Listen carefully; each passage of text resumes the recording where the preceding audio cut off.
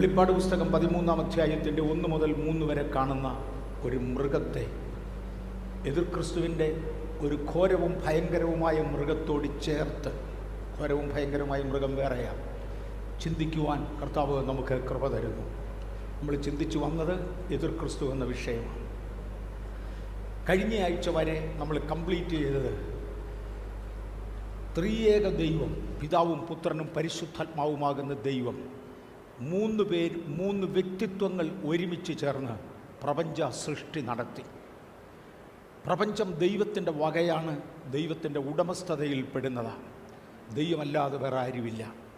പക്ഷെ ലൂസിഫർ എന്ന ഒരു ദൂതൻ, വളരെ ശക്തനായ പ്രധാന ദൂതന്മാരിൽ ഒരുവനും, ദൈവത്തെ സ്ഥിരമായി പാടി ആരാധിച്ചിരുന്നവനും, അഗ്നിമയ രഥങ്ങളുടെ നടുവിൽ ദൈവത്തോടൊപ്പം യാത്ര ചെയ്ത് ദൈവത്തെ പ്രസാദിപ്പിച്ചിരുന്നവനുമായ ദൂതൻ ഒരു ദിവസം ദൈവത്തോട് മറുതലിച്ചു.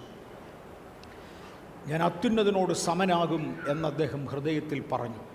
ആ വാക്ക് നിമിത്തം, അവൻ്റെ അഹങ്കാരം നിമിത്തം ദൈവം അവനെ അവിടുന്ന് പുറത്താക്കുകയും അവന് വേണ്ടി ഭൂമിയെ സൃഷ്ടിച്ച് അവനെ ഭൂമിയിൽ ആക്കുകയും ചെയ്തു.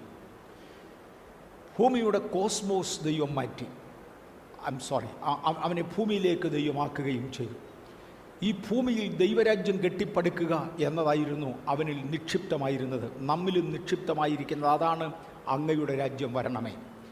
ദൈവരാജ്യം കൊണ്ടുവരിക എന്ന ആശയത്തിനു വേണ്ടി അവനെ സൃഷ്ടിച്ചുവെങ്കിലും അവൻ ഭൂമിയിൽ വന്നതോടുകൂടെ അവനെ ഭൂമിയിലാക്കി. ഭൂമിയിൽ അവൻ ദൈവരാജ്യം സൃഷ്ടിക്കുന്നതിന് പകരം അവൻ്റെ കൾച്ചർ അവൻ ഭൂമിയിൽ കൊണ്ടുവന്നു. മറക്കരുതേ, അവൻ്റെ സംസ്കാരം അവൻ ഭൂമിയിൽ കൊണ്ടുവന്നു. അത് ദൈവിക സംസ്കാരത്തോട് നിരക്കുന്നതല്ല.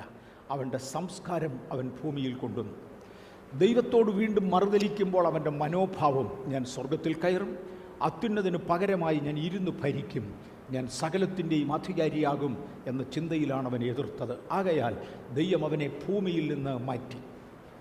ഒരിക്കൽ സ്വർഗത്തിലായിരുന്നവൻ, രണ്ടാമത് ഭൂമിയിൽ വന്നവൻ, 3 അന്തരീക്ഷത്തിലേക്ക് തള്ളപ്പെട്ടു. ഒരു വാസസ്ഥലം അവന് സ്ഥിരം കൊടുത്തതായി ബൈബിളിൽ കാണുന്നില്ല. ഞാൻ അങ്ങനെ പറയാൻ കാരണമുണ്ട്, ശാസ്ത്രീയ കണ്ടുപിടുത്തങ്ങൾ ഇനിയും മാറുക.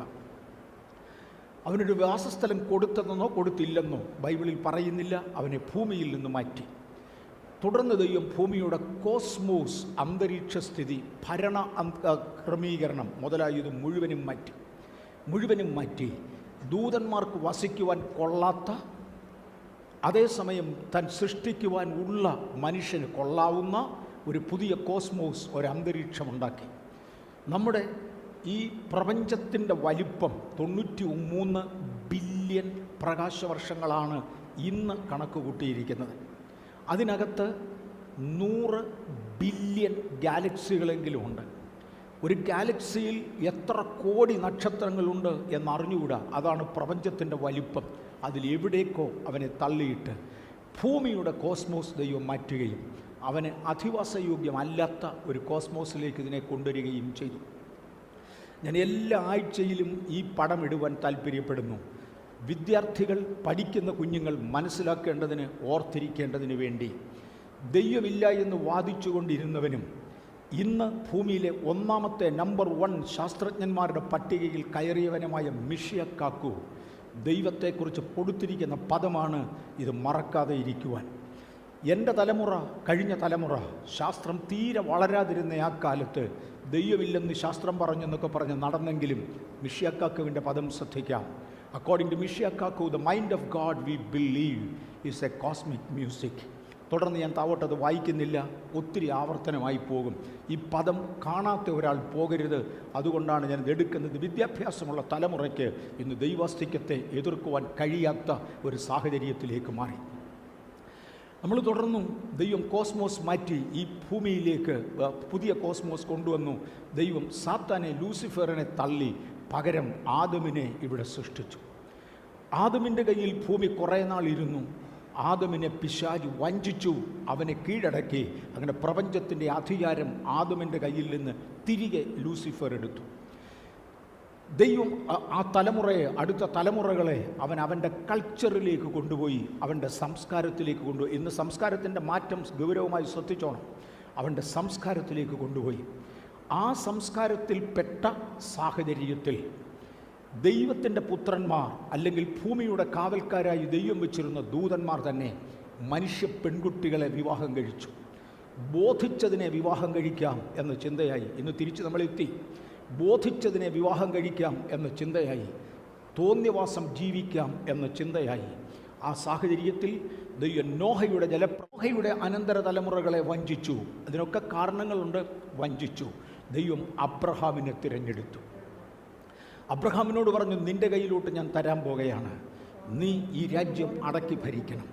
എൻ്റെ പുത്രനാകുന്ന ക്രിസ്തു ഈ മണ്ണിൽ ജനിക്കേണ്ടതിന് ഒരു വിശുദ്ധ തലമുറ വേണം. ദൈവത്തിന് എന്തെങ്കിലും ഒന്ന് ചെയ്യണമെങ്കിൽ ദൈവത്തെ ആത്മാവിലും യാഥാർത്ഥ്യത്തിലും ധരിക്കുന്ന ഒരു സഭ വേണം. ദൈവത്തിന് എന്തെങ്കിലും ഒന്ന് ചെയ്യണമെങ്കിൽ ഒരു വൻ സഭ ഉണ്ടായെങ്കിൽ മാത്രമേ ക്രിസ്തുവിന് ജനിക്കുവാൻ കഴിയുകയുള്ളൂ. അതിന് ഒരു ജനതയെ ഉണ്ടാക്കണം. ദൈവം അബ്രഹാമിനെ തിരഞ്ഞെടുത്തു. അബ്രഹാമിന് ഒരല്പം ഭൂമി ദൈവം ഈ മണ്ണിൽ വാഗ്ദത്തം ചെയ്തു. ആകെ ഭൂമിയുടെ 1,00,000-1 താഴെ ചെറിയ ഒരു ഭാഗം അബ്രഹാമിന് വാഗ്ദത്തം ചെയ്തു. ബാക്കിയുള്ളത് മുഴുവനും ജാതികൾക്കായി പകുത്തു കൊടുത്തു. അങ്ങനെ നാം ഇന്ന് ജാതികളുടെ കാലത്താണ് ജീവിക്കുന്നത്. ഭൂമി മുഴുവനും ആ 1,00,000-1 ഭാഗത്തിന് താഴെ. അത് എല്ലാ കാലവും അബ്രഹാമിൻ്റെ കയ്യിൽ ഇരുന്നിട്ടില്ല. ഇന്ന് അബ്രഹാമിൻ്റെ മക്കളുടെ കയ്യിലുണ്ട്. അത്രയും ഭാഗം പകുത്തു കൊടുത്തു. ബാക്കി മുഴുവനും ജാതികൾക്കായി കൊടുത്തു. പക്ഷേ പറഞ്ഞു, അനേക രാജാക്കന്മാർ എഴുന്നേൽക്കും, വൻ ചക്രവർത്തിമാർ എഴുന്നേൽക്കും. അവനവന് കൊടുത്തിരിക്കുന്ന കാലഘട്ടത്തിലും സീസണിലും മാത്രം ഭരിക്കും. അത് കഴിഞ്ഞാൽ ഇതിനെടുത്ത് വേറൊരുത്തിന് കൊടുക്കും. ദേശം എൻ്റെയാണ്, ഭൂമി എൻ്റെയാണ്, എല്ലാ കാലത്തും നിൻ്റെ കയ്യിൽ തരത്തില്ല. ഓരോ ജാതിക്ക് അതാത് കാലഘട്ടങ്ങളിലേക്ക് പകുത്തു കൊടുത്തു.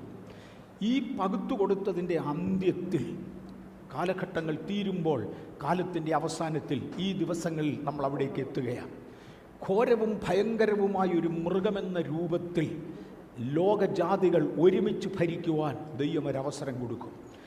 ആദ്യം മുതൽ ഭൂമി മുഴുവനും അടക്കി ഒരുമിച്ച് ഭരിക്കണമെന്നൊരു ചിന്ത ഉണ്ടായിരുന്നു. പക്ഷെ കർത്താവ് പറഞ്ഞു, നോ, ഞാൻ ഓരോരുത്തർക്ക് പകുത്തു തരുന്ന ഇടം അത്രയും കാലം ഭരിച്ചു. എനിക്ക് വേണ്ടത് എൻ്റെ രാജ്യം സ്ഥാപിക്കുക. നിങ്ങൾ ചെയ്യത്തില്ല, പക്ഷെ നിങ്ങളെ അവസാനം തകർത്ത ശേഷം ഞാൻ എൻ്റെ രാജ്യം സ്ഥാപിക്കും. ദാനിയേൽ പ്രവചനം 8-ാം അധ്യായത്തിൻ്റെ 24-ാമത്തെ വാക്യത്തിൽ ലോകരാജ്യങ്ങളെക്കുറിച്ച് പറഞ്ഞു, അവർ ഒരു സിംഹാസനം പിടിച്ചെടുക്കും, വലിയ ശക്തിയോടും അധികാരത്തോടും കൂടെ ഭരിക്കും. പക്ഷേ അധികാരവും ശക്തിയും ലോകരാഷ്ട്രങ്ങളുടെ സ്വന്തമല്ല എന്ന് മാത്രം ദാനിയേൽ 8-ൽ പറഞ്ഞു. പഴയ നിയമത്തിലെ 27-ാം പുസ്തകമായ പ്രവചന പുസ്തകമായ ദാനിയേലിൻ്റെ ദർശനത്തിൽ വരുവാൻ പോകുന്ന സ്വന്തം ശക്തിയാലല്ല, പകരം വേറെ ഏതോ ശക്തിയാലായിരിക്കും എന്ന് മാത്രം പറഞ്ഞു. ദാനിയേൽ 8:24. പുതിയ നിയമത്തിലെ 27-ാം പുസ്തകമായ വെളിപ്പാട് പുസ്തകത്തിൽ അതിൻ്റെ 13-ാം അധ്യായത്തിൻ്റെ 2-ാമത്തെ വാക്യത്തിൽ ഒരു പഴയ പാമ്പായ സർപ്പത്തെ ചിത്രീകരിച്ചു. സാത്താനെ, ലൂസിഫറിനെ കാണിക്കുന്ന പദപ്രയോഗമാണ്. അവൻ്റെ അധികാരവും സിംഹാസനവും ശക്തിയും എല്ലാം കൂടെ ഈ ലോക ഭരണകൂടത്തിന് കൊടുക്കുന്നു എന്ന് പറയുന്നത് കാണാം. പഴയ പാമ്പ് രംഗത്ത് വന്നു. ഇവിടുന്ന് എഴുന്നേൽക്കുവാനുള്ള ഗവൺമെൻറ്റിനെ, ഘോരമൃഗത്തെ അധികാരപ്പെടുത്താൻ തീരുമാനിച്ചു.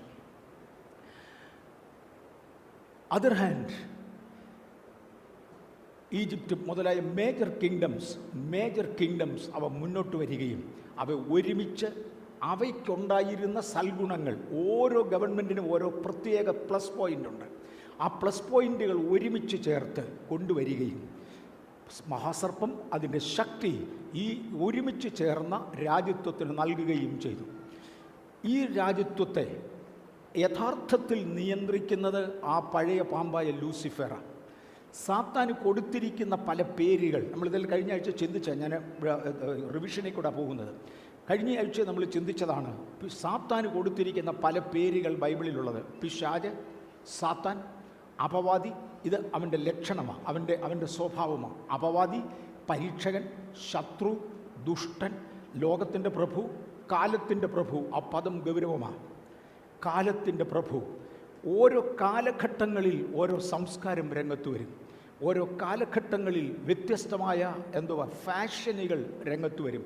ഞാൻ ഇന്ന് ഫാഷനിലോട്ട് തിരിയത്തില്ല. എൻ്റെ ഓർമ്മയിൽ എൻ്റെ യൗവനകാലത്ത് വെൽ ബോട്ടം പാൻ്റ് എന്ന് പറയുന്നൊരു സാധനം ഉണ്ടായിരുന്നു. ഒത്തിരി പേർക്ക് കേട്ടാൽ പ്രായമുള്ളവർക്ക് മനസ്സിലാകും. ആനയുടെ കാലുപോലെ വീതിയുള്ള പാദങ്ങൾ വന്ന് നിൽക്കുന്ന പാൻറ്. പിന്നെ ഒരിക്കൽ ടൈറ്റ് പാൻ്റ് എന്ന് പറയുന്ന ഒന്നായി. ഒരു ദിവസം പാൻറ്റിൻ്റെ അരികിൻ്റെ വിളിമ്പ് വളർന്നു, പിന്നൊരിക്കൽ ഇത് ചുരുങ്ങി. അന്ന് ഞങ്ങളൊക്കെ പറയുന്ന പദം ഓർമ്മയുണ്ട്, ഇത് അങ്ങോട്ടും ഇങ്ങോട്ടും ഓസിലേറ്റ് ചെയ്യട്ടെ, നമ്മൾ ദൈവമക്കളായിരിക്കും, we will continue in what we are. കാലത്തിൻ്റെ യജമാനൻ, കാലത്തിൻ്റെ ദൈവം, പദം ഗൗരവമാണ്. കാലത്തിൻ്റെ ദൈവം വ്യത്യസ്ത കാലഘട്ടങ്ങളിൽ സ്ത്രീ പുരുഷന്മാരെ അതാതിൻ്റെ ഫാഷൻ ഒത്തവണ്ണം നൃത്തം ചെയ്യാൻ ആവശ്യപ്പെടും. അതുകൊണ്ട് അവനെ കാലത്തിൻ്റെ പ്രഭു എന്ന് വിളിക്കുന്നുണ്ട്. ആകാശത്തിൻ്റെ അധികാരി, അവന് കീഴടങ്ങരുത് എന്ന് ഞാൻ കർത്താവിൽ ഓർമ്മിപ്പിക്കട്ടെ. ആകാശത്തിൻ്റെ അധികാരി, മരണത്തിൻ്റെ അധികാരി, ഭൂതങ്ങളുടെ തലവൻ, ഭോഷ്ക് പറയുന്നവനും അതിൻ്റെ അപ്പനും, അത് ഇതിനേക്കാൾ കട്ടിയാണ്. വാഴ്ചകൾ, അധികാരങ്ങൾ, അന്ധകാര ലോകാധിപതി, സ്വർലോകത്തിലെ ദുഷ്ടാത്മസേന, തെറ്റിച്ച് കളയുന്ന പിശാചും സാത്താനും എന്ന മഹാസർപ്പം എന്നിങ്ങനെ ഒരുപാട് പേരുകൾ ഇവന് തിരുവചനത്തിൽ കൊടുത്തിരിക്കുന്നതായിട്ട് കാണുവാൻ കഴിയും. വിക്കിപീഡിയയിൽ നിന്ന് ഇവിടെ വരുമ്പോൾ ഈ മഹാസർപ്പം അതിൻ്റെ അധികാരം ഭൂമിയിലേക്ക് കൈമാറേണ്ടതിന് അന്യഗ്രഹ ജീവികൾ അഥവാ ഏലിയൻസിനെ ഉപയോഗിക്കുന്നു.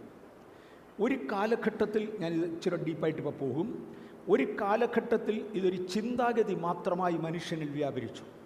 പാപത്തിൻ്റെ ചിന്ത, പാപത്തിൻ്റെ ആസക്തി ഇന്ന് അവിടുന്ന് മാറിയ ശേഷം ആളത്വമായിട്ട് ഇറങ്ങുന്നത് പോലെ പലതും സംഭവിച്ചു തുടങ്ങി. പോൾ ഹെയ്ലർ എന്ന മനുഷ്യൻ, ഞാൻ അദ്ദേഹത്തെ വലിയ വിശദീകരണം പറയാതെ പല പ്രാവശ്യം തൊട്ട് കഴിഞ്ഞു. പോൾ ഹെയ്ലർ എന്ന മനുഷ്യൻ കാനഡയുടെ ഡിഫൻസ് മിനിസ്റ്ററായി സേവനം ചെയ്തയാളാണ്. 23 വർഷം കനേഡിയൻ ഗവൺമെൻറ്റിൽ ഉണ്ടായിരുന്നയാളാണ്. ആ മനുഷ്യനാണ് ഏലിയൻസിനെ കുറിച്ച് ഏറ്റവും അധികം പറയുന്നത്. ഞാൻ 4 വർഷത്തിന് മുമ്പ് ഇവിടെ ക്ലാസ് എടുത്തപ്പോൾ അദ്ദേഹത്തിൻ്റെ ഒരു പദം ചേർത്തിരുന്നു. ഏറ്റവും മോഡേൺ ഡ്രസ്സിൽ വസ്ത്രം ധരിച്ച്, ഒത്തിരി വാലും മുഴുവൻ കീറിയ വസ്ത്രങ്ങളൊക്കെ ധരിച്ചുകൊണ്ട് മാന്യന്മാർ നടക്കുന്നത് നിങ്ങൾ കണ്ടിട്ടില്ലേ? ഭിക്ഷക്കാരുടെ വസ്ത്രത്തേക്കാൾ മോശമായ കീറിയ വസ്ത്രങ്ങൾ ധരിച്ചുകൊണ്ട് നടക്കുന്നവരുണ്ട്.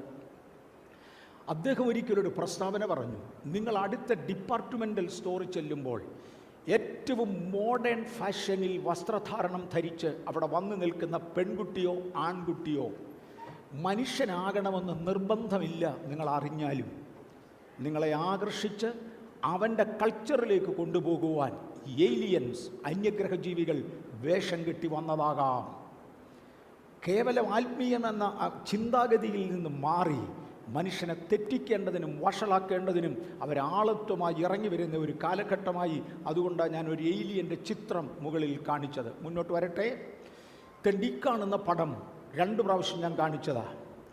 1967 ഈ പോൾ ഹെയ്ലർ അന്ന് കാനഡയുടെ ഡിഫൻസ് മിനിസ്റ്ററാണ്. 1967 ജൂൺ മാസത്തിൻ്റെ 3-ാം തീയതി അന്തരീക്ഷത്തിൽ നിന്ന് വരുന്ന ഏലിയൻസ് യാത്ര ചെയ്യുന്ന അവരുടെ ബാഹ്യാകാശ പേടകങ്ങൾ അല്ലെങ്കിൽ ഫ്ലൈയിങ് സോസറുകൾ വന്ന് ഇറങ്ങേണ്ടതിന്, അതാണ് താഴെ കാണിച്ചിരിക്കുന്ന ചിത്രം, വന്നിറങ്ങേണ്ടതിന് കാനഡയിൽ ഔദ്യോഗികമായി അദ്ദേഹം ഒരു ലാൻഡിംഗ് പാഡ് ഉദ്ഘാടനം ചെയ്തു. ഇല്ലെന്നൊക്കെ പറയുന്നവർ പറഞ്ഞിട്ട് അതിലെ പോട്ടെ, അവരുടെ വിവരക്കേടെന്നുള്ളതിൽ കവിഞ്ഞതിനൊന്നും കണക്ക് കൂട്ടേണ്ട. കനേഡിയൻ ഗവൺമെൻറ് അന്ന് ഒരു ലോഞ്ചിങ് പാഡ് ഉണ്ടാക്കി കൊടുത്തു. ഇന്ന് ഇതിനകത്തിരിക്കുന്നവർ ചെറുപ്പക്കാരോട് ഞാൻ ഒരു കാര്യം പറയട്ടെ, നിങ്ങൾ ആ ഫ്ലൈയിങ് സോസറിൻ്റെ പടം ഒന്ന് കണ്ടോണം. അവിടെ റൈറ്റ് സൈഡിൽ ലോവർ റൈറ്റിൽ കാണുന്ന ആ പടം ഒന്ന് കണ്ടോണം. കഴിഞ്ഞ ദിവസം മാഴ്സിൽ പോയി ഇറങ്ങേണ്ടതിന് നാസ ഒരു പേടകം അയച്ചു. എത്ര പേരത് കണ്ടായിരുന്നു? അതിൻ്റെ പടം കണ്ടവരുടെ കൈയൊന്ന് കണ്ടോട്ടെ. നാസ അയച്ച പേടകം, അയ്യോ, എല്ലാ മീഡിയയിലും കിടപ്പുണ്ട്. സാധനം ഇത് തന്നെ. ഏത് രൂപത്തിലാണ് ബാഹ്യാകാശ പേടകങ്ങൾ ഉണ്ടാക്കണമെന്ന് മനുഷ്യനെ പഠിപ്പിച്ചത് ഇതാ. ഞാൻ പറയുന്ന ആശയങ്ങൾ ഗൗരവമായി ഞാൻ അടുത്ത ആഴ്ചയിൽ കഴിയുമെങ്കിൽ അതിൻ്റെ പടവും കൂടെ കൊണ്ടുവരാം. ഏത് മീഡിയയിലും നിങ്ങൾക്ക് ഇന്ന് തപ്പിയാൽ കിട്ടും. മാഴ്സിൽ ഫെബ്രുവരി മാസം 18-ാം തീയതി നമ്മുടെ നാസയുടെ ഒരു ബാഹ്യാകാശ പേടകം മാഴ്സിൽ പോയി ഇറങ്ങിയിട്ടുണ്ട്. 8.5 മാസം യാത്ര ചെയ്താണ് ആ പുള്ളി അവിടെ എത്തിയത്. സ്പീഡ് ഓർമ്മയുണ്ടോ? മണിക്കൂറിൽ 20,000 മൈൽ, 20,000 കിലോമീറ്റർ ആയിരിക്കും. ക്ഷമിക്കണം, വരുന്ന ആഴ്ച ഞാൻ ആ കറക്റ്റ് കണക്ക് കൊണ്ടുവരാം. മണിക്കൂറിൽ 20,000 കിലോമീറ്റർ എന്നിരിക്കട്ടെ വേഗതയിൽ പറന്നിട്ട് 8.5 മാസം കൊണ്ടാണ് മാഴ്സിലെത്തിയത്. അദ്ദേഹത്തിൻ്റെ ഷെയ്പ്പ് ഇതാ. ഈ ഷെയ്പ്പിലാണ് അത്തരം ബാഹ്യാകാശ പേടകങ്ങൾ ഉണ്ടാക്കണമെന്ന് മനുഷ്യനെ പഠിപ്പിച്ചത് ആര്? പോൾ ഹെയ്ലറിനോട് ചോദ്യം, അങ്ങ് എന്തറിഞ്ഞും കൊണ്ടാണ് ഇതുണ്ടാക്കിയത്? അതെ, അവരുമായുള്ള ബന്ധം ലോകത്തിന് അത്രത്തോളമുണ്ട്. കഴിഞ്ഞ തലമുറയിൽ ജീവിച്ചിരുന്ന് മരിച്ച സ്റ്റീഫൻ ഹോക്കിൻസ് എന്ന അന്നത്തെ ഒന്നാം ശാസ്ത്രജ്ഞൻ്റെ ഒരു പദമുണ്ടായിരുന്നു: ദയവായി ഏലിയൻസുമായി കോണ്ടാക്റ്റ് ചെയ്യരുത്, അത് അപകടകരമായിരിക്കും, അവരുമായി കോണ്ടാക്റ്റ് ചെയ്യരുത്. എല്ലാവരും ഇത് വിശ്വസിച്ചിരുന്നു. അവർക്ക് ലാൻഡ് ചെയ്യാനുണ്ടാക്കിയ ലോഞ്ചിങ് പാഡാണിത്. ലോകത്തിലെ ഏറ്റവും ധനികന്മാരിൽ ഒരുവനായിരുന്ന, ശാസ്ത്രത്തിൽ ഏറ്റവും ഉയർന്നു നിന്ന സ്റ്റീഫൻ ഹോക്കിൻസുമായി ചേർന്നുകൊണ്ട് ആൽഫ സെഞ്ചുറി എന്നറിയപ്പെടുന്ന ഭൂമിയിൽ നിന്ന് 4.3 പ്രകാശവർഷങ്ങൾ അകലെ സ്ഥിതി ചെയ്യുന്ന ഒരു ഗ്രൂപ്പ് ഓഫ് സ്റ്റാർസാണ്, അതിനെ ആൽഫ സെഞ്ചുറി എന്ന് വിളിക്കും.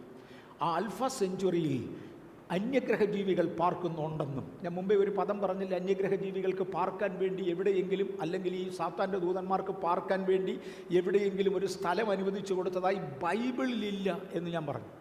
ഭൂമി നാട്ടിക്കളഞ്ഞു. പക്ഷേ ശാസ്ത്രം പറയുന്നത് അവർക്ക് ലഭിച്ച സ്ഥലം ഇതാ.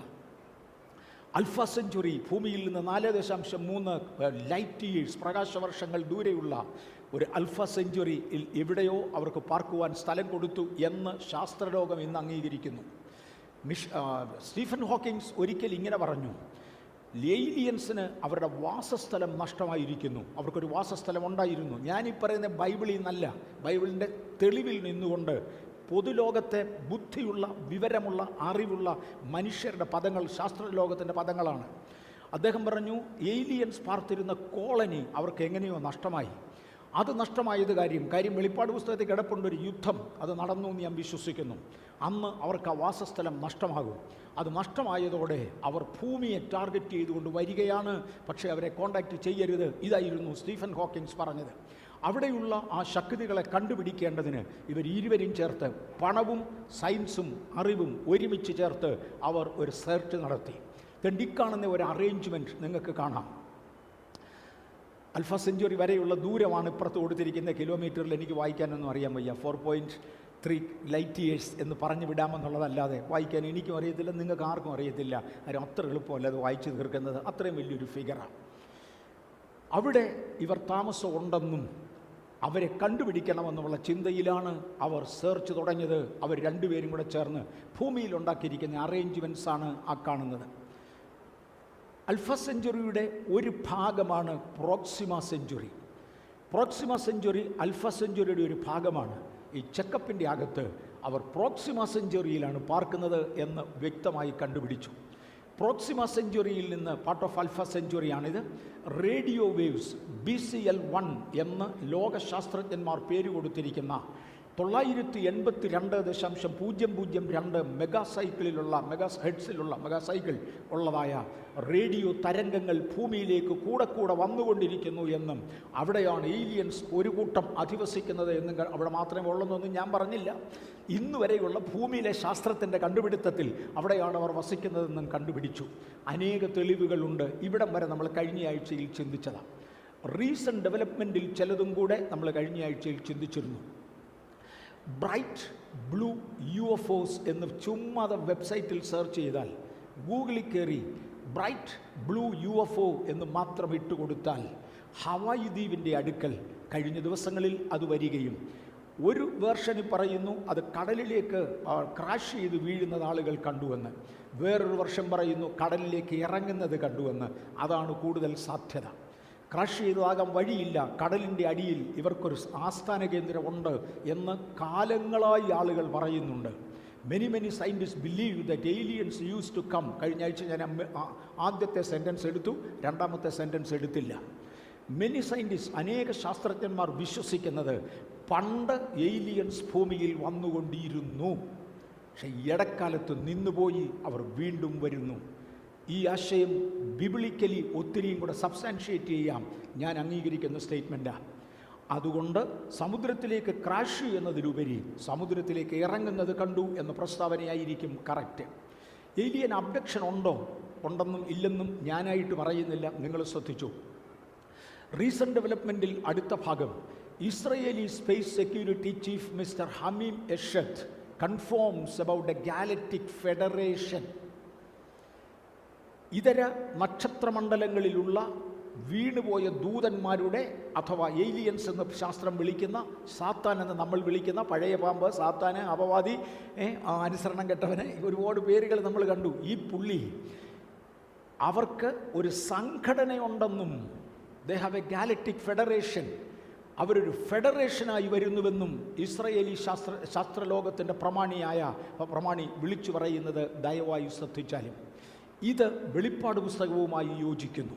12-ാം അധ്യായത്തിൻ്റെ 7 മുതൽ 9 വരെയുള്ള വാക്യങ്ങളിൽ മഹാസർപ്പം തൻ്റെ ദൂതന്മാരുമായി ദൈവദൂതനോട് പടവെട്ടി. പടയിലോട്ട് നമ്മൾ ഇന്ന് കയറും. ദൈവദൂതനോട് പൈശാചിക ദൂതന്മാർ പടവെട്ടി കിടക്കുന്ന ഒരു സ്റ്റേറ്റ്മെൻറ്റാണ് 12-ാം അധ്യായത്തിൻ്റെ 7 മുതൽ 9 വരെ. മഹാസർപ്പവും പടവെട്ടി ജയിച്ചില്ല. 12-9 അവനെയും അവൻ്റെ ദൂതന്മാരെയും അവിടെ നിന്ന് തള്ളിക്കളഞ്ഞു. ഏതാണ്ട് 15 വർഷം മുമ്പാണ് സ്റ്റീഫൻ ഹോക്കിൻസ് ഇതിനോട് ചേർന്ന് ഒരു സ്റ്റേറ്റ്മെൻറ്റ് പറഞ്ഞത്. ഏലിയൻസ് വസിച്ചിരുന്ന കോളനി അവർക്ക് നഷ്ടമായി. വെളിപ്പാട് പുസ്തകം പറഞ്ഞു അവൻ്റെ ദൂതന്മാരെ അവിടെ നിന്ന് തള്ളിക്കളഞ്ഞു, അവർക്ക് നഷ്ടമായി എന്ന് സ്റ്റീഫൻ ഹോക്കിൻസ് നേരത്തെ പറഞ്ഞു. ഞാൻ പറയുന്നത് പൊതുസ്ഥലത്താണെന്നും പൊതുജനം കേൾക്കുകയാണെന്നും, പക്ഷെ കൂട്ടത്തിൽ വിവരമുള്ളവരുണ്ടെന്നും അറിഞ്ഞുകൊണ്ട് തന്നെയാണ് പറയുന്നത്. ഇത് മുഴുവനും വെബ്സൈറ്റുകളിൽ നിന്ന് എടുക്കുന്നതാണ്, ഒഫീഷ്യൽ ഡോക്യുമെൻറ്റേഷനിൽ നിന്ന് എടുക്കുന്നതാണ്. വെളിപ്പാട് പുസ്തകം അത് പറയുന്നു. എൻ്റെ അടിയിൽ ഞാൻ ആ ഡോക്യുമെൻറ്റേഷൻ്റെ റെഫറൻസ് കൊടുത്തിട്ടുണ്ട്. ചർച്ചിലെ സഹോദരന്മാർ, കഴിവുള്ള കുഞ്ഞുങ്ങൾ തപ്പിയെടുത്ത് എനിക്ക് തന്നതുകൊണ്ടാണ് അവിടെ ഇടാൻ സാധിച്ചത്. എല്ലാവർക്കും വായിക്കത്തില്ല, ആവശ്യമുള്ളവർക്ക് അത് കിട്ടുകയും ചെയ്യും, അറിയാവുന്നവർക്ക് കിട്ടും. മഹാസർപ്പവും അവൻ്റെ ദൂതന്മാരുമായി പടവെട്ടി അവർ ജയിച്ചില്ല. ആ സ്ഥലത്ത് നിന്ന് അവരെ തള്ളിക്കളഞ്ഞു. ഇവിടെയാണ് നമ്മൾ കഴിഞ്ഞ ആഴ്ച വരെ കൊണ്ട് 67 സ്ലൈഡുകളിലായി ഈ കാര്യങ്ങൾ കംപ്ലീറ്റ് ചെയ്തത്. ഇന്ന് നമ്മൾ മുൻപോട്ട് പോകുകയാണ്. ഇതിൻ്റെ അടുത്ത പടിയിലേക്ക് മാറുകയാണ്. മാഴ്സിൽ ചെന്ന് ഇറങ്ങിയതായ ആ പേടകത്തിൽ നിന്ന് പുറത്തു വന്ന ഒരു റോവറെയാണ് നിങ്ങൾ വലത്തുവശത്ത് കാണുന്നത്. മാഴ്സിൽ കഴിഞ്ഞ ദിവസം ചെന്നിറങ്ങിയ, അതിനെ കൊണ്ടുപോയ പേടകമാണ് മുമ്പേ ഞാൻ കാണിച്ചത്, അതിൻ്റെ ഷേപ്പ്. ആ റോവർ മാഴ്സിൽ ഇന്നത് അവിടെ ഓടിക്കൊണ്ടിരിക്കുക. എലോൺ മസ്ക് എന്ന് പറയുന്ന ഒരു മനുഷ്യനെയാണ് ഇടത്തുവശത്ത് നിങ്ങൾ കാണുന്നത്. നമ്മളിന്ന് ഫ്രഷായി സ്റ്റാർട്ട് ചെയ്യുകയാണ്. എലോൺ മസ്ക് ഭൂമിയിലെ ഒന്നാമത്തെ ധനികന്മാരിൽ ഒരുവന്. കഴിഞ്ഞ ദിവസം ഒരാൾ എന്നോട് പറഞ്ഞു, ഒരു 10 ദിവസം ഇവൻ ഒന്നാമത്തവനായിരിക്കും, അടുത്ത 10 ദിവസം വേറൊരാൾ ഒന്നാമനാകും, പിന്നെ ഒരു 10 ദിവസം 20 ദിവസം കഴിഞ്ഞ് ഇവനൊരു 10 ദിവസം ഒന്നാമനാകും. ഇങ്ങനെ ഭൂമിയിലെ ഒന്നാമൻ അങ്ങോട്ടും ഇങ്ങോട്ടും ഫ്ലക്ച്വേറ്റ് ചെയ്തുകൊണ്ടിരിക്കും. ഇവരിൽ 3-4 പേരുണ്ട്. ഇവരിൽ ആരാണ് ഒന്നാമൻ, ആരാ രണ്ടാമൻ? ഇടയ്ക്കിടയ്ക്ക് ഭൂമിയിലെ ധനികന്മാരിൽ ഒന്നാമനാകുന്ന ഈ മനുഷ്യൻ എലോൺ മസ്ക്, ഇയാളുടെ ഒരു പ്രത്യേകത കേവലം സാമ്പത്തികം മാത്രമല്ല, അദ്ദേഹം ഒരു ശാസ്ത്രജ്ഞനും കൂടെയാണ്. 1, ലോകത്തിലെ 1-ാം കിട ധനികനാണ്. 2, അദ്ദേഹം ശാസ്ത്രത്തിൻ്റെ അറിവുള്ളവനാണ്. അതുകൊണ്ട് ഇയാളെ വിളിക്കുന്നത് the technical billionaire Elon Musk എന്ന. ടെക്നിക്കൽ ബില്യനർ, ടെക്നോളജി ഉണ്ട്, ബില്യനറാണ്. ഇതെല്ലാം കൂടെ ഒരുമിച്ച് ചേരുന്ന ഒരു മനുഷ്യനാണത്. കഴിഞ്ഞ ദിവസം അദ്ദേഹം ഇങ്ങനെ പറഞ്ഞു, നമ്മൾ മാഴ്സിൽ ചെന്നിറങ്ങി. മാഴ്സിൽ മനുഷ്യന് താമസിക്കാൻ യോഗ്യമാകണമെങ്കിൽ അവിടെ ആറ്റം ബോംബ് കൊണ്ട് പൊട്ടിച്ചേ പറ്റത്തുള്ളൂ. ഒന്ന് ശ്രദ്ധിച്ചോണം. യുദ്ധം ഉണ്ടാകുന്നതിനെക്കുറിച്ച് ബൈബിളിൽ ഒരു സൂചന കിടപ്പുണ്ട്. ഇൻ്റർനെറ്റിൽ നിന്ന് എടുക്കുക. റഷ്യയുടെ സ്പേസ് ടെക്നോളജി ചീഫ് അതിനെ സ്ഥിരീകരിച്ചു. Russia space chief mister Dmitry Rogozin അദ്ദേഹം അതിനെ സ്ഥിരീകരിച്ചു.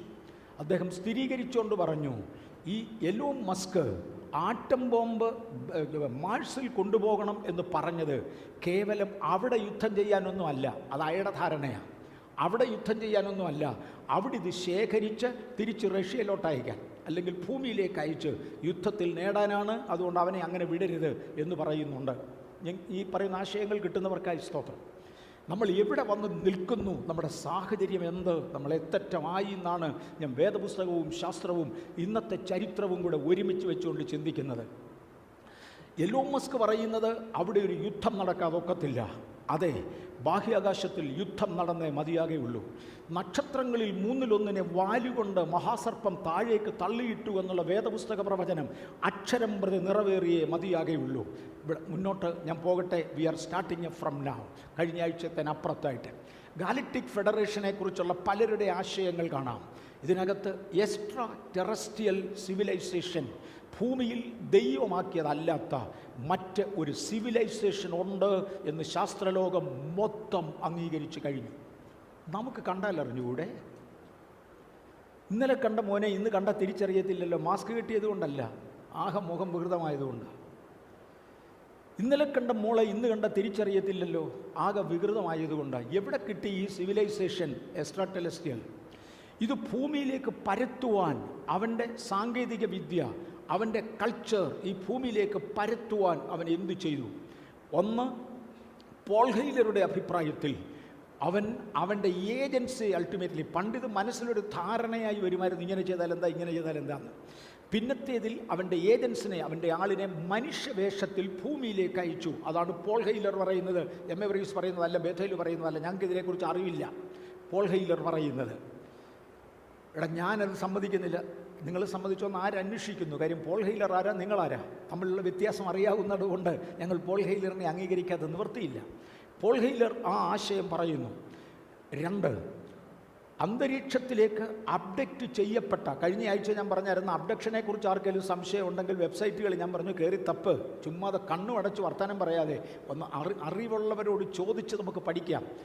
അപ്ഡേറ്റ് ചെയ്യപ്പെട്ട ആളുകളാണ് സ്റ്റാർ വാർ മുതലായ അനേക സയൻറ്റിഫിക് ഫിക്ഷണൽ പിക്ചേഴ്സ് ഉണ്ടാക്കിയത്. ആ സിനിമകളാണ് ഇന്ന് ഒരുപാട് പേരുടെ ബേസ്. ആ സിനിമകളിൽ മിക്കവാറും കാണുന്നത് ET എക്സ്ട്രാ ടെറസ്ട്രിയൽ സിവിലൈസേഷൻ ഈ ഭൂമിയിൽ സ്ഥാപിക്കേണ്ടതിന്, മനുഷ്യനെ ആകർഷിച്ച് കീഴടക്കേണ്ടതിന്, അവൻ്റെ സംസ്കാരം പരത്തുവാൻ അവൻ സിനിമകൾ ഉപയോഗിച്ചിരുന്നു, പിക്ചറുകൾ ഉപയോഗിച്ചിരുന്നു. ഇവിടെ ഞാൻ പിന്നെ എടുത്തു വച്ചിട്ടുണ്ട്, many scientists believe that aliens used to come to earth and now they are coming again. ആ പദം വീണ്ടും ആവർത്തിച്ചു. അടുത്ത തെളിവിലേക്ക് ഞാൻ മാറുകയാണ്. ചൈന ഉണ്ടാക്കിയ ഭൂമിയിലെ ഏറ്റവും വലിപ്പമുള്ള ടെലിസ്കോപ്പാണ് ഈ കാണുന്നത്. ഫാസ്റ്റ് എന്നാണ് അതിനെ പേര് വിളിക്കുന്നത്. 2020 കഴിഞ്ഞ വർഷമാണ് അതിൻ്റെ പണി കംപ്ലീറ്റ് ആയത്. തീർന്നില്ല, ഏലിയൻസ് ഇല്ലെന്നല്ലേ പറയുന്നേ. ഭൂമിയുടെ ചരിത്രത്തിൽ ഏറ്റവും വലിപ്പമുള്ളതായ ടെലിസ്കോപ്പാണിത്. ഫാസ്റ്റ് എന്നതിനെ വിളിക്കുന്നു. ചൈനയാണ് അതുണ്ടാക്കിയത്. ഈ വർഷം ഏപ്രിൽ മാസം വരെ ലോകത്തിലുള്ള ഏത് ശാസ്ത്രജ്ഞനും ഏലിയൻസിനെ കുറിച്ച് പഠിക്കേണ്ടതിന് ഇത് ഉപയോഗിക്കാൻ നിങ്ങളുടെ പേര് ബുക്ക് ചെയ്യാം, പേര് രജിസ്റ്റർ ചെയ്യാം. ഞാൻ യാഥാർത്ഥ്യങ്ങളുടെ അകത്തോട്ട് ഇറങ്ങുക.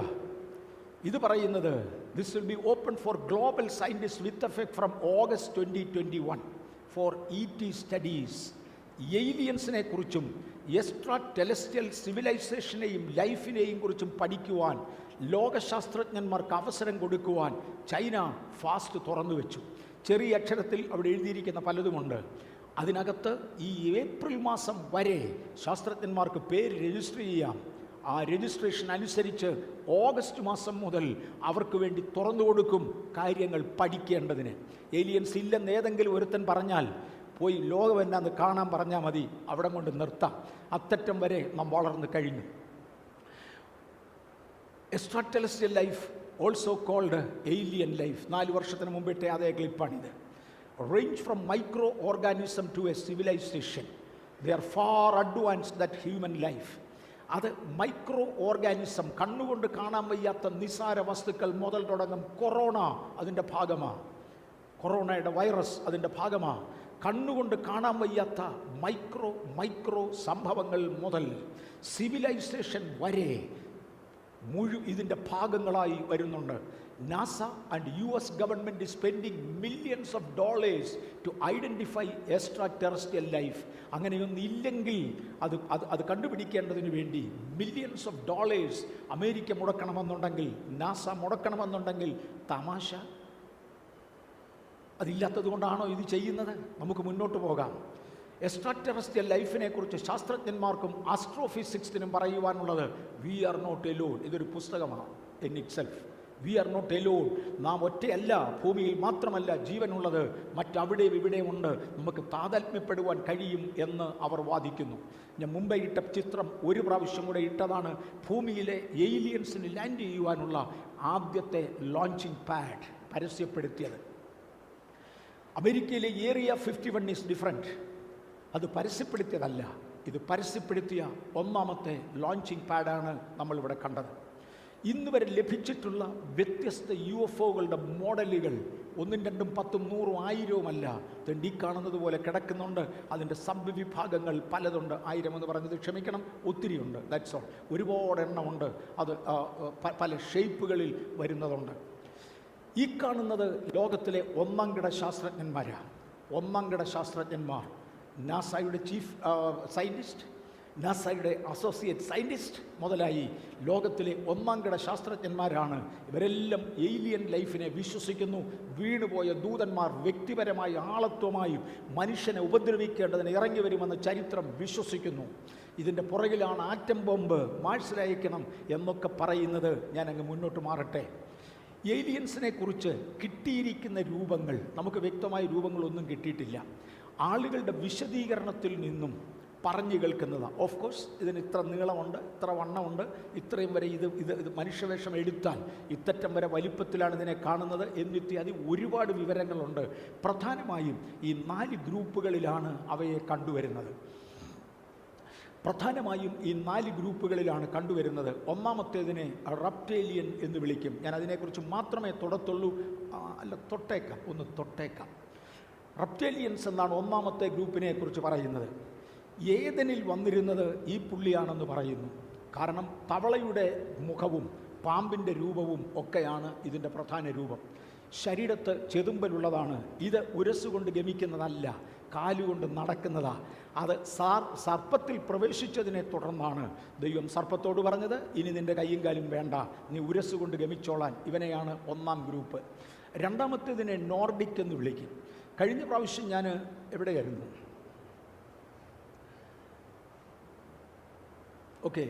യൂറോപ്പിലെ ഏതോ ഒരു സ്ഥലത്ത് നോർഡിക് വിഭാഗത്തെക്കുറിച്ച് സംസാരിച്ചപ്പോൾ ഒരാൾ എന്നോട് പറഞ്ഞു, ഞങ്ങളെ ഇവിടെ പറയരുത്, കാരണം ഇവിടുത്തുകാർ മുഴുവൻ നോർഡിക്സിൻ്റെ കീഴിൽ കഴിയുന്നവരാണ്.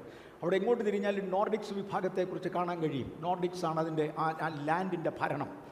യൂറോപ്പിൽ ഒരിടത്തായിരുന്നു, എവിടെയോ ഒരിടത്ത്. അന്ന് എന്നോട് വാൺ ചെയ്തത് എനിക്ക് ഓർമ്മയുണ്ട്. മൂന്നാമത്തേതിനെ ഇവരാണ് ജീവിതത്തിൽ ഏറ്റവും സിംപ്ലിസിറ്റി, തലമുടി നീട്ടുക, താടി, മീശ, അവിടെയും ഇവിടെയും വ്യത്യസ്ത വേഷവിധാനങ്ങൾ കൊണ്ട് ഏറ്റവും ഗുഡ് ലുക്ക് അവർക്കുണ്ടാക്കണമെന്നും മനുഷ്യനെ ആകർഷിക്കണമെന്നുള്ള ചിന്ത ആ വിഭാഗത്തിനാണ്. അതിനടുത്ത് കാണുന്നതിനെ ഗ്രേസ് എന്ന് വിളിക്കും. ഗ്രേസ് മനുഷ്യരൂപത്തിൽ വെളിപ്പെടുമ്പോൾ 3.5 അടിക്ക് താഴെ കളരം കാണത്തുള്ളൂ. ഒരു മേശയുടെ കളറൊക്കെ അടുത്ത് വരത്തേ ഉള്ളൂ, അതിൽ കൂടുതൽ ഉയരം വരത്തില്ല. ഇവരാണ് മനുഷ്യനെ വശീകരിച്ച് സാത്താൻ്റെ നിയമങ്ങൾ പാലിക്കുവാൻ ഏൽപ്പിച്ചു കൊടുക്കുന്നത്. സാത്താൻ്റെ പ്രമാണങ്ങൾ പാലിക്കേണ്ടതിന് മനുഷ്യനെ വശീകരിച്ച് ഏൽപ്പിക്കുന്നതാണ് ഗ്രേ വിഭാഗം. ടോൾ വൈറ്റ്സ് എന്നാണ് അവസാനം കാണുന്നത്. അവർ കാഴ്ചയിൽ സുമുഖന്മാരും സുന്ദരന്മാരും ആ മനുഷ്യവേഷം എടുക്കുമ്പോൾ വലിപ്പത്തിൽ ഏറ്റവും ഉന്നത അവരാ. അതിൻ്റെ പുറകിൽ കാണുന്ന 3 വിഭാഗങ്ങളെക്കുറിച്ചും പറയുന്നത് they were evil in thoughts. അവരുടെ ചിന്തകൾ മലിനപ്പെട്ടതാണ്. They are militant in nature. അവർ യുദ്ധം ചെയ്യുന്ന പ്രകൃതിയാണ്. പക്ഷേ ടോൾ വൈറ്റ് അതല്ല. അവരിൽ നിന്ന് നീചമായത് യാതൊന്നും കണ്ടിട്ടില്ല. മറ്റ് ഗ്രൂപ്പുകളിലുള്ളവരുടെ എണ്ണം വർദ്ധിക്കുന്നതിനനുസരിച്ച് ടോൾ വൈറ്റിൻ്റെയും എണ്ണം വർദ്ധിക്കുന്നുണ്ട്. ഒരു പക്ഷേ ഇത് വീഴാത്ത ദൈവദൂതന്മാരായിരിക്കാം. കാര്യം അവർക്കൊരു ഈവിൾ നേച്ചർ അവരിൽ കണ്ടിട്ടില്ല.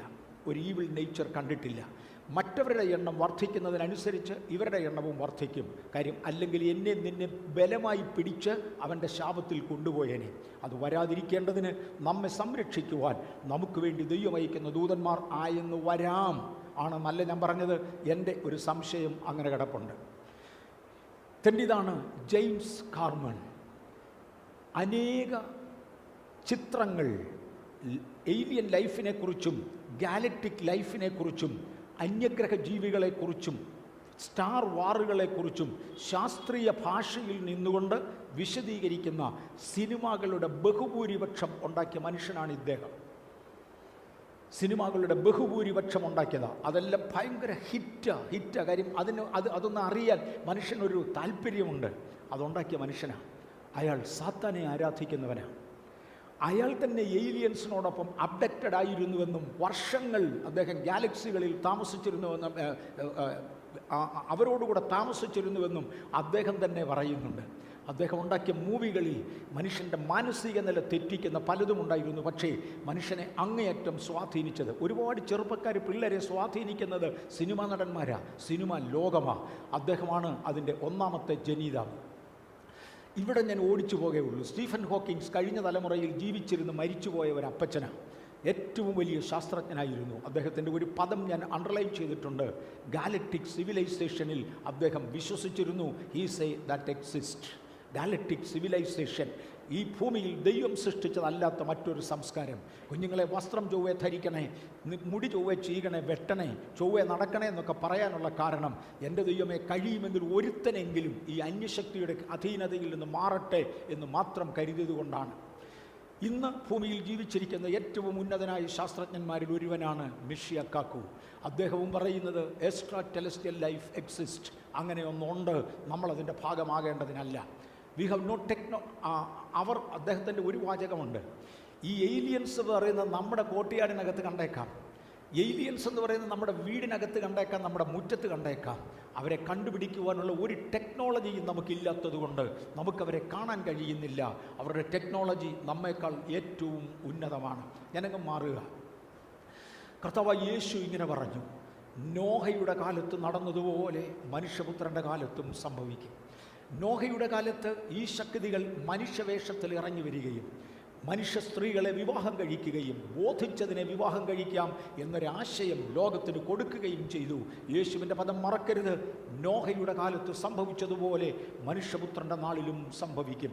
ഇന്ന് നമ്മൾ തിരിച്ചു വരികയല്ലേ?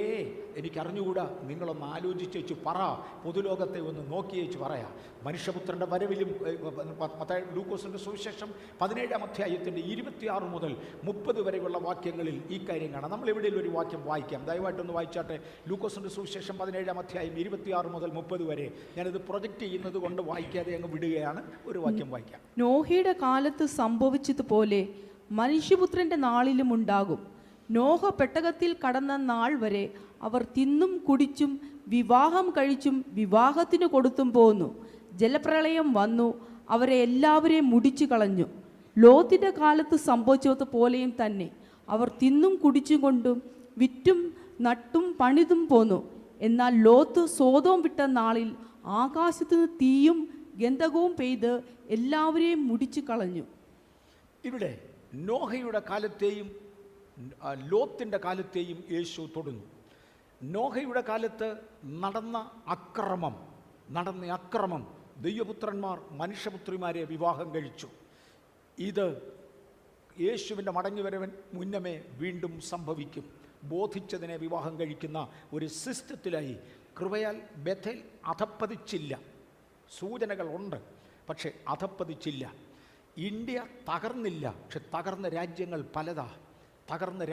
പലതാ. ഞാൻ ആ ഡീറ്റെയിൽസിലേക്ക് പോകുന്നില്ല. നാം നോഹയുടെ കാലത്തെത്തി. 2,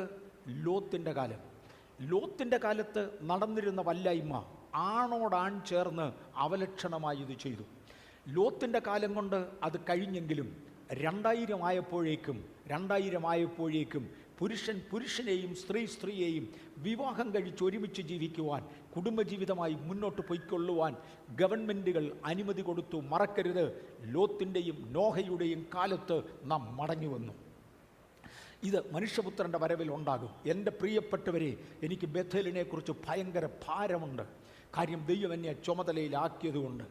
സത്യം നിങ്ങൾ അറിയുന്നതിന് വിപരീതമായി സത്യം അറിയാതെ വണ്ണം പിരിച്ചുവിടേണ്ടതിന് അവിഖ്യാതികൾ പറയുന്ന പലരുമുണ്ടെങ്കിലും സത്യമായും എനിക്ക് നിങ്ങളെക്കുറിച്ച് ഭാരമുണ്ട്. അതുകൊണ്ട് നോഹയുടെ കാലത്ത് സംഭവിച്ചതുപോലെ മനുഷ്യപുത്രൻ്റെ നാളിലും ഉണ്ടാകും. പക്ഷെ നമുക്ക് നിത്യതയിൽ ദൈവത്തോടുകൂടെ പോയേ മതിയാകും.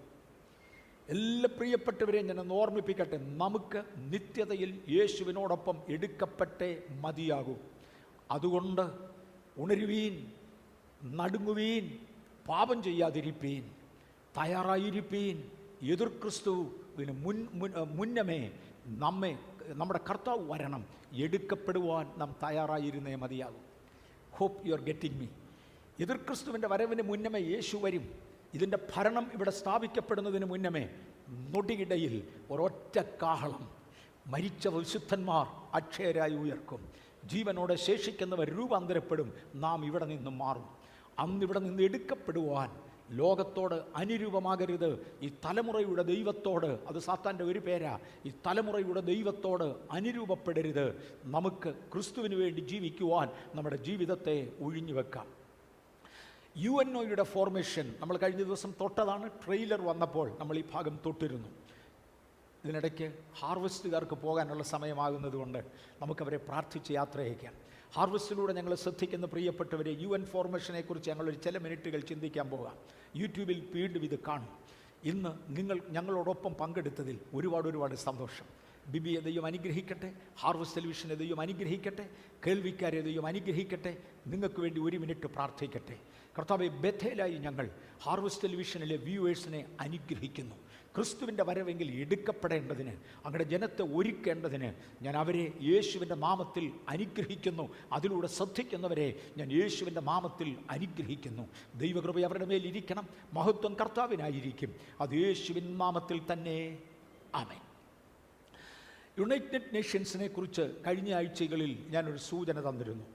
ഭൂമി മുഴുവനും അടക്കണം. ഇത് നിമ്രോദിൻ്റെ കാലം മുതൽ, അഥവാ അബ്രഹാമിന് ഒരു ചെറിയ ഏരിയ പ്രോമിസ് ചെയ്തിട്ട് ബാക്കി ദേശം നിമ്രോദിൻ്റെയിലോട്ട് കൊടുക്കുമ്പോൾ നിമ്രോദിൻ്റെ കാലം മുതലുള്ള ചിന്തയാണ് ഭൂമി മുഴുവനും അടക്കണം, ഒരുമിച്ച് ഭരിക്കണം. എളുപ്പം നടന്നില്ല, ഇത്രയും കാലം കൊണ്ട് നടന്നില്ല, പക്ഷെ നടക്കാൻ പോകുകയാണ്. അതിനുവേണ്ടി ഡിവൈസ് ചെയ്തിരിക്കുന്ന ഒരു മാർഗമാണ് UNO എന്ന് ഞാൻ വിശ്വസിക്കുന്നു. ഞാൻ തന്നെയൊന്നുമല്ല, ഒരുമാതിരി വേദപുസ്തകവുമായി വിവരമുള്ളവരെല്ലാം തന്നെ വിശ്വസിക്കുന്ന ഒന്നാണ്.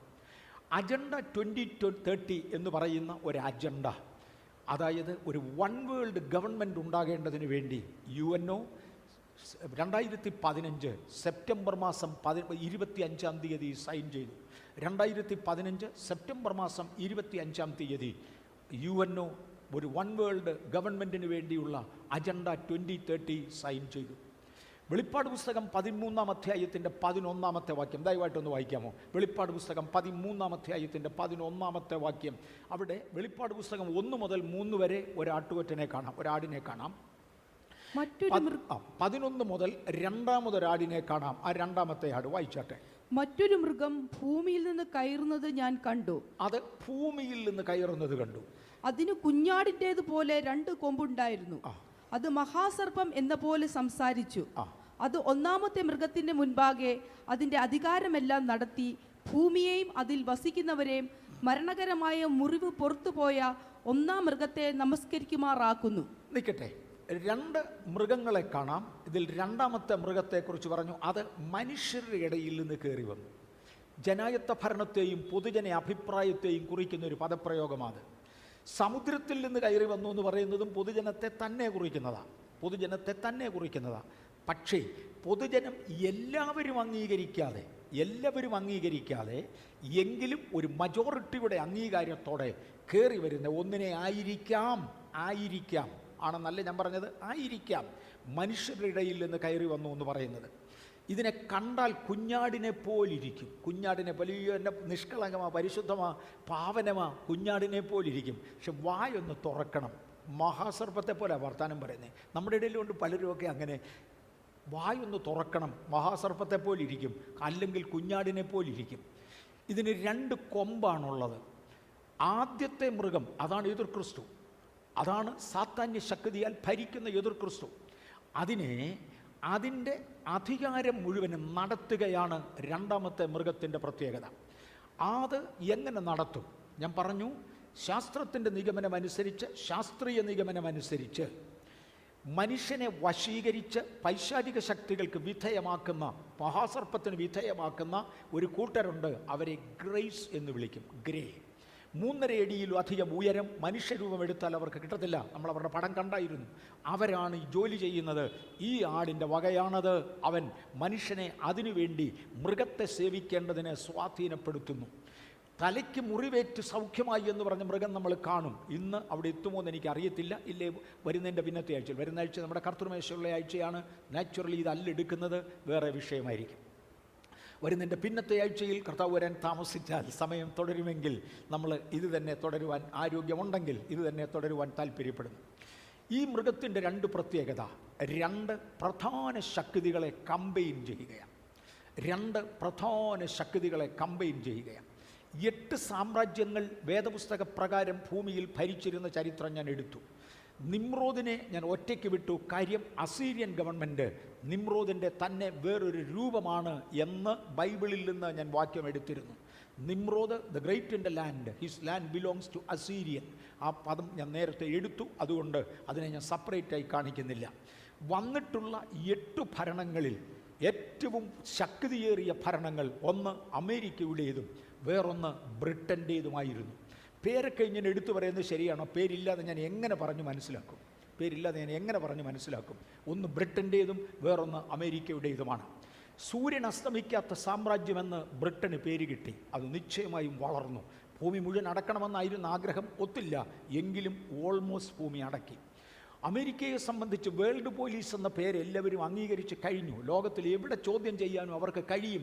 അവരുടെ അധികാരം അത്രയുമുണ്ട്. ഏറ്റവും വലിയ 2 രാഷ്ട്രങ്ങൾ മാത്രവുമല്ല, തത്വസംഹിതയിലും മറ്റും പൈശാചികമായ പലതും ബ്രിട്ടൻ്റെ കയ്യിൽ ഉണ്ട്. അതും കൂടെ ഓർപ്പിച്ചുകൊണ്ട് ഈ 2 രാജ്യങ്ങളെ ഒരുമിച്ച് ചേർക്കുകയാണ്. ഒരാടിൻ്റെ 2 കൊമ്പുകൾ ഒരുമിച്ചൊരു തലയിൽ യോജിക്കുന്നത് പോലെ അവയെ ഒരുമിച്ച് ചേർക്കുന്ന ഒരു ശക്തിയുണ്ട്.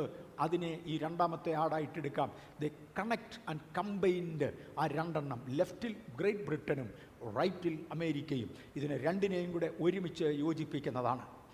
ഇനി ഞാൻ ബ്രിട്ടൻ്റെ സൈഡിലോട്ട് പതുക്കെ ഒന്ന് തിരിയുകയാണ്. വെളിപ്പാട് പുസ്തകം 13-ാം അധ്യായത്തിൻ്റെ 3 മുതൽ കാണുന്ന 7ാമത്തെ മൃഗം ഇതാണെന്ന് പറയാം. കാരണം ബ്രിട്ടൻ്റെ കഴിവുകളൊന്ന് ശ്രദ്ധിച്ചോണം. ഭൂമിയിൽ സാമ്പത്തികമെന്ന് പറയുന്നത് ഒന്നും വളരുന്നതിന് മുന്നമേ 1600 ബാങ്കിങ് സിസ്റ്റം തുടങ്ങിയവരാണ് ബ്രിട്ടീഷുകാർ. 1600 ബാങ്കിങ് സിസ്റ്റം വേൾഡ് എക്കണോമി കയ്യിലോട്ട് പിടിച്ചു നിർത്തി. 1600 ഒന്നല്ല. സ്റ്റേറ്റ് ബാങ്ക് ഓഫ് ഇന്ത്യ എന്ന് പറയുന്ന ഒരു സിസ്റ്റമോ, ഇന്ത്യൻ ഓവർസീസ് ബാങ്ക് എന്ന് പറയുന്ന ഒരു സിസ്റ്റമോ, 1600 during 1600 years, in 1600s 1600കളിൽ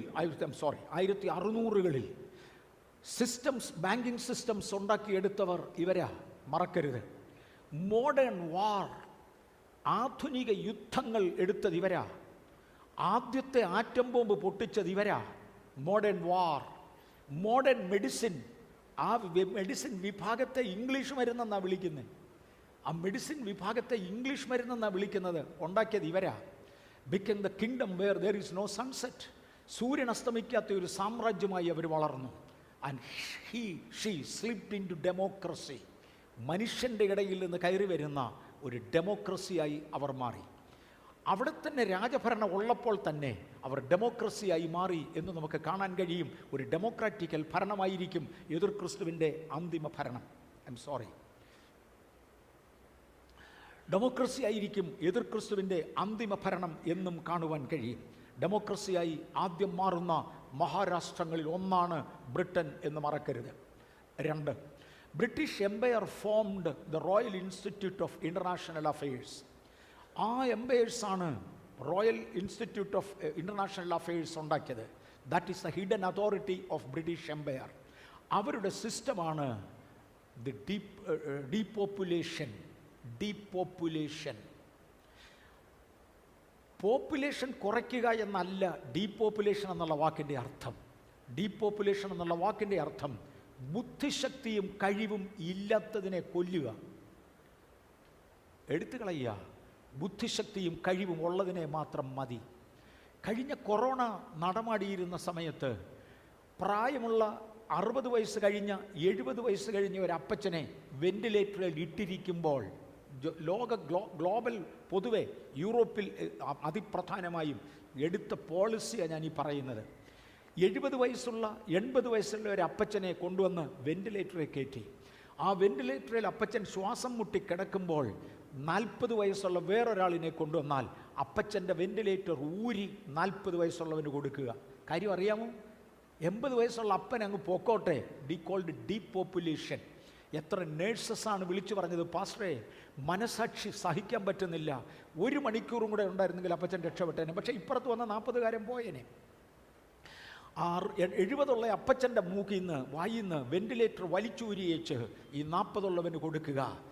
promote the one with capacity. മലയാളത്തിൽ പറയാറുണ്ട്, വള്ളം മുങ്ങാൻ നേരം വല്യമ്മയാണ് എടുത്ത് വെള്ളത്തിൽ കളയുന്നത്. അതേ സിസ്റ്റം. ഡീപോപ്പുലേഷൻ അവരുടെ ചിന്താഗതിയായിരുന്നു. Keep the productive using brain, chop the non productive, അതായിരുന്നു. ന്യൂ ഏജ് മൂവ്, ഇന്ന് കാണുന്ന സമൂഹങ്ങളുടെ മതങ്ങളുടെ സംയോജനം. ഏകലോക ഗവൺമെൻറ് എന്ന് പറയുമ്പോൾ ഏകലോക മതവും അന്ന് മറക്കണ്ട. അതിൻ്റെ ആരംഭം ന്യൂ ഏജ് മൂവിൽ നിന്നാണ്. അത് കൊണ്ടുവന്നത് ബ്രിട്ടീഷ് സിസ്റ്റമാണ്. എത്തിസം ബ്രിട്ടീഷുകാരാണ് കൊണ്ടുവന്നത്. ദേ വർ ഫസ്റ്റ് ടു സ്റ്റാർട്ട് സൈറ്റനിസം.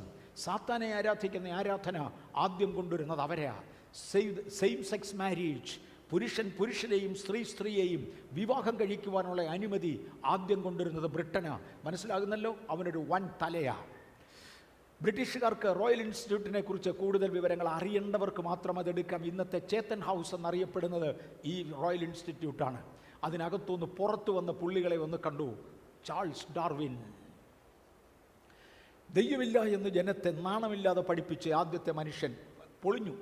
ഇപ്പോഴത്തേക്ക് അത് പോയി. കാരണം മിഷിയാക്കാക്കുവിൻ്റെ statement, we believe in the mind of God. ദൈവമില്ല എന്ന് മനുഷ്യനെ ആദ്യം സ്ഥാപിച്ച മനുഷ്യൻ ചാൾസ് ഡാർവിൻ, ബ്രിട്ടീഷുകാരുടെ പ്രൊഡക്റ്റാ.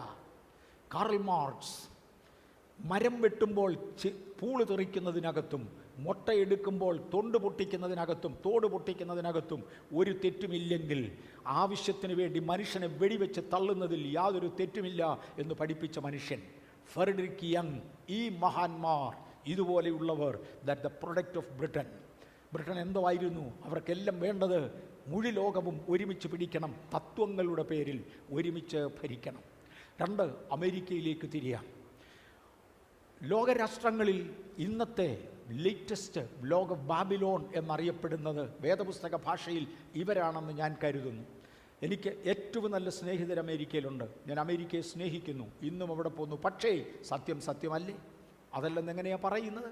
വെളിപ്പാട് പുസ്തകം 17-18 അധ്യായങ്ങളിൽ ബാബേൽ എന്ന പേരിൽ, മോഡേൺ ബാബിലോൺ എന്ന പേരിൽ പറഞ്ഞിരിക്കുന്ന ലക്ഷണങ്ങൾ ഭൂമിയിലെ ഏറ്റവും ക്രീമലായിട്ടുള്ളത്, നല്ലത്, മേന്മയായത് മുഴുവനും ഉള്ള ഒരു സാമ്രാജ്യമാണ്.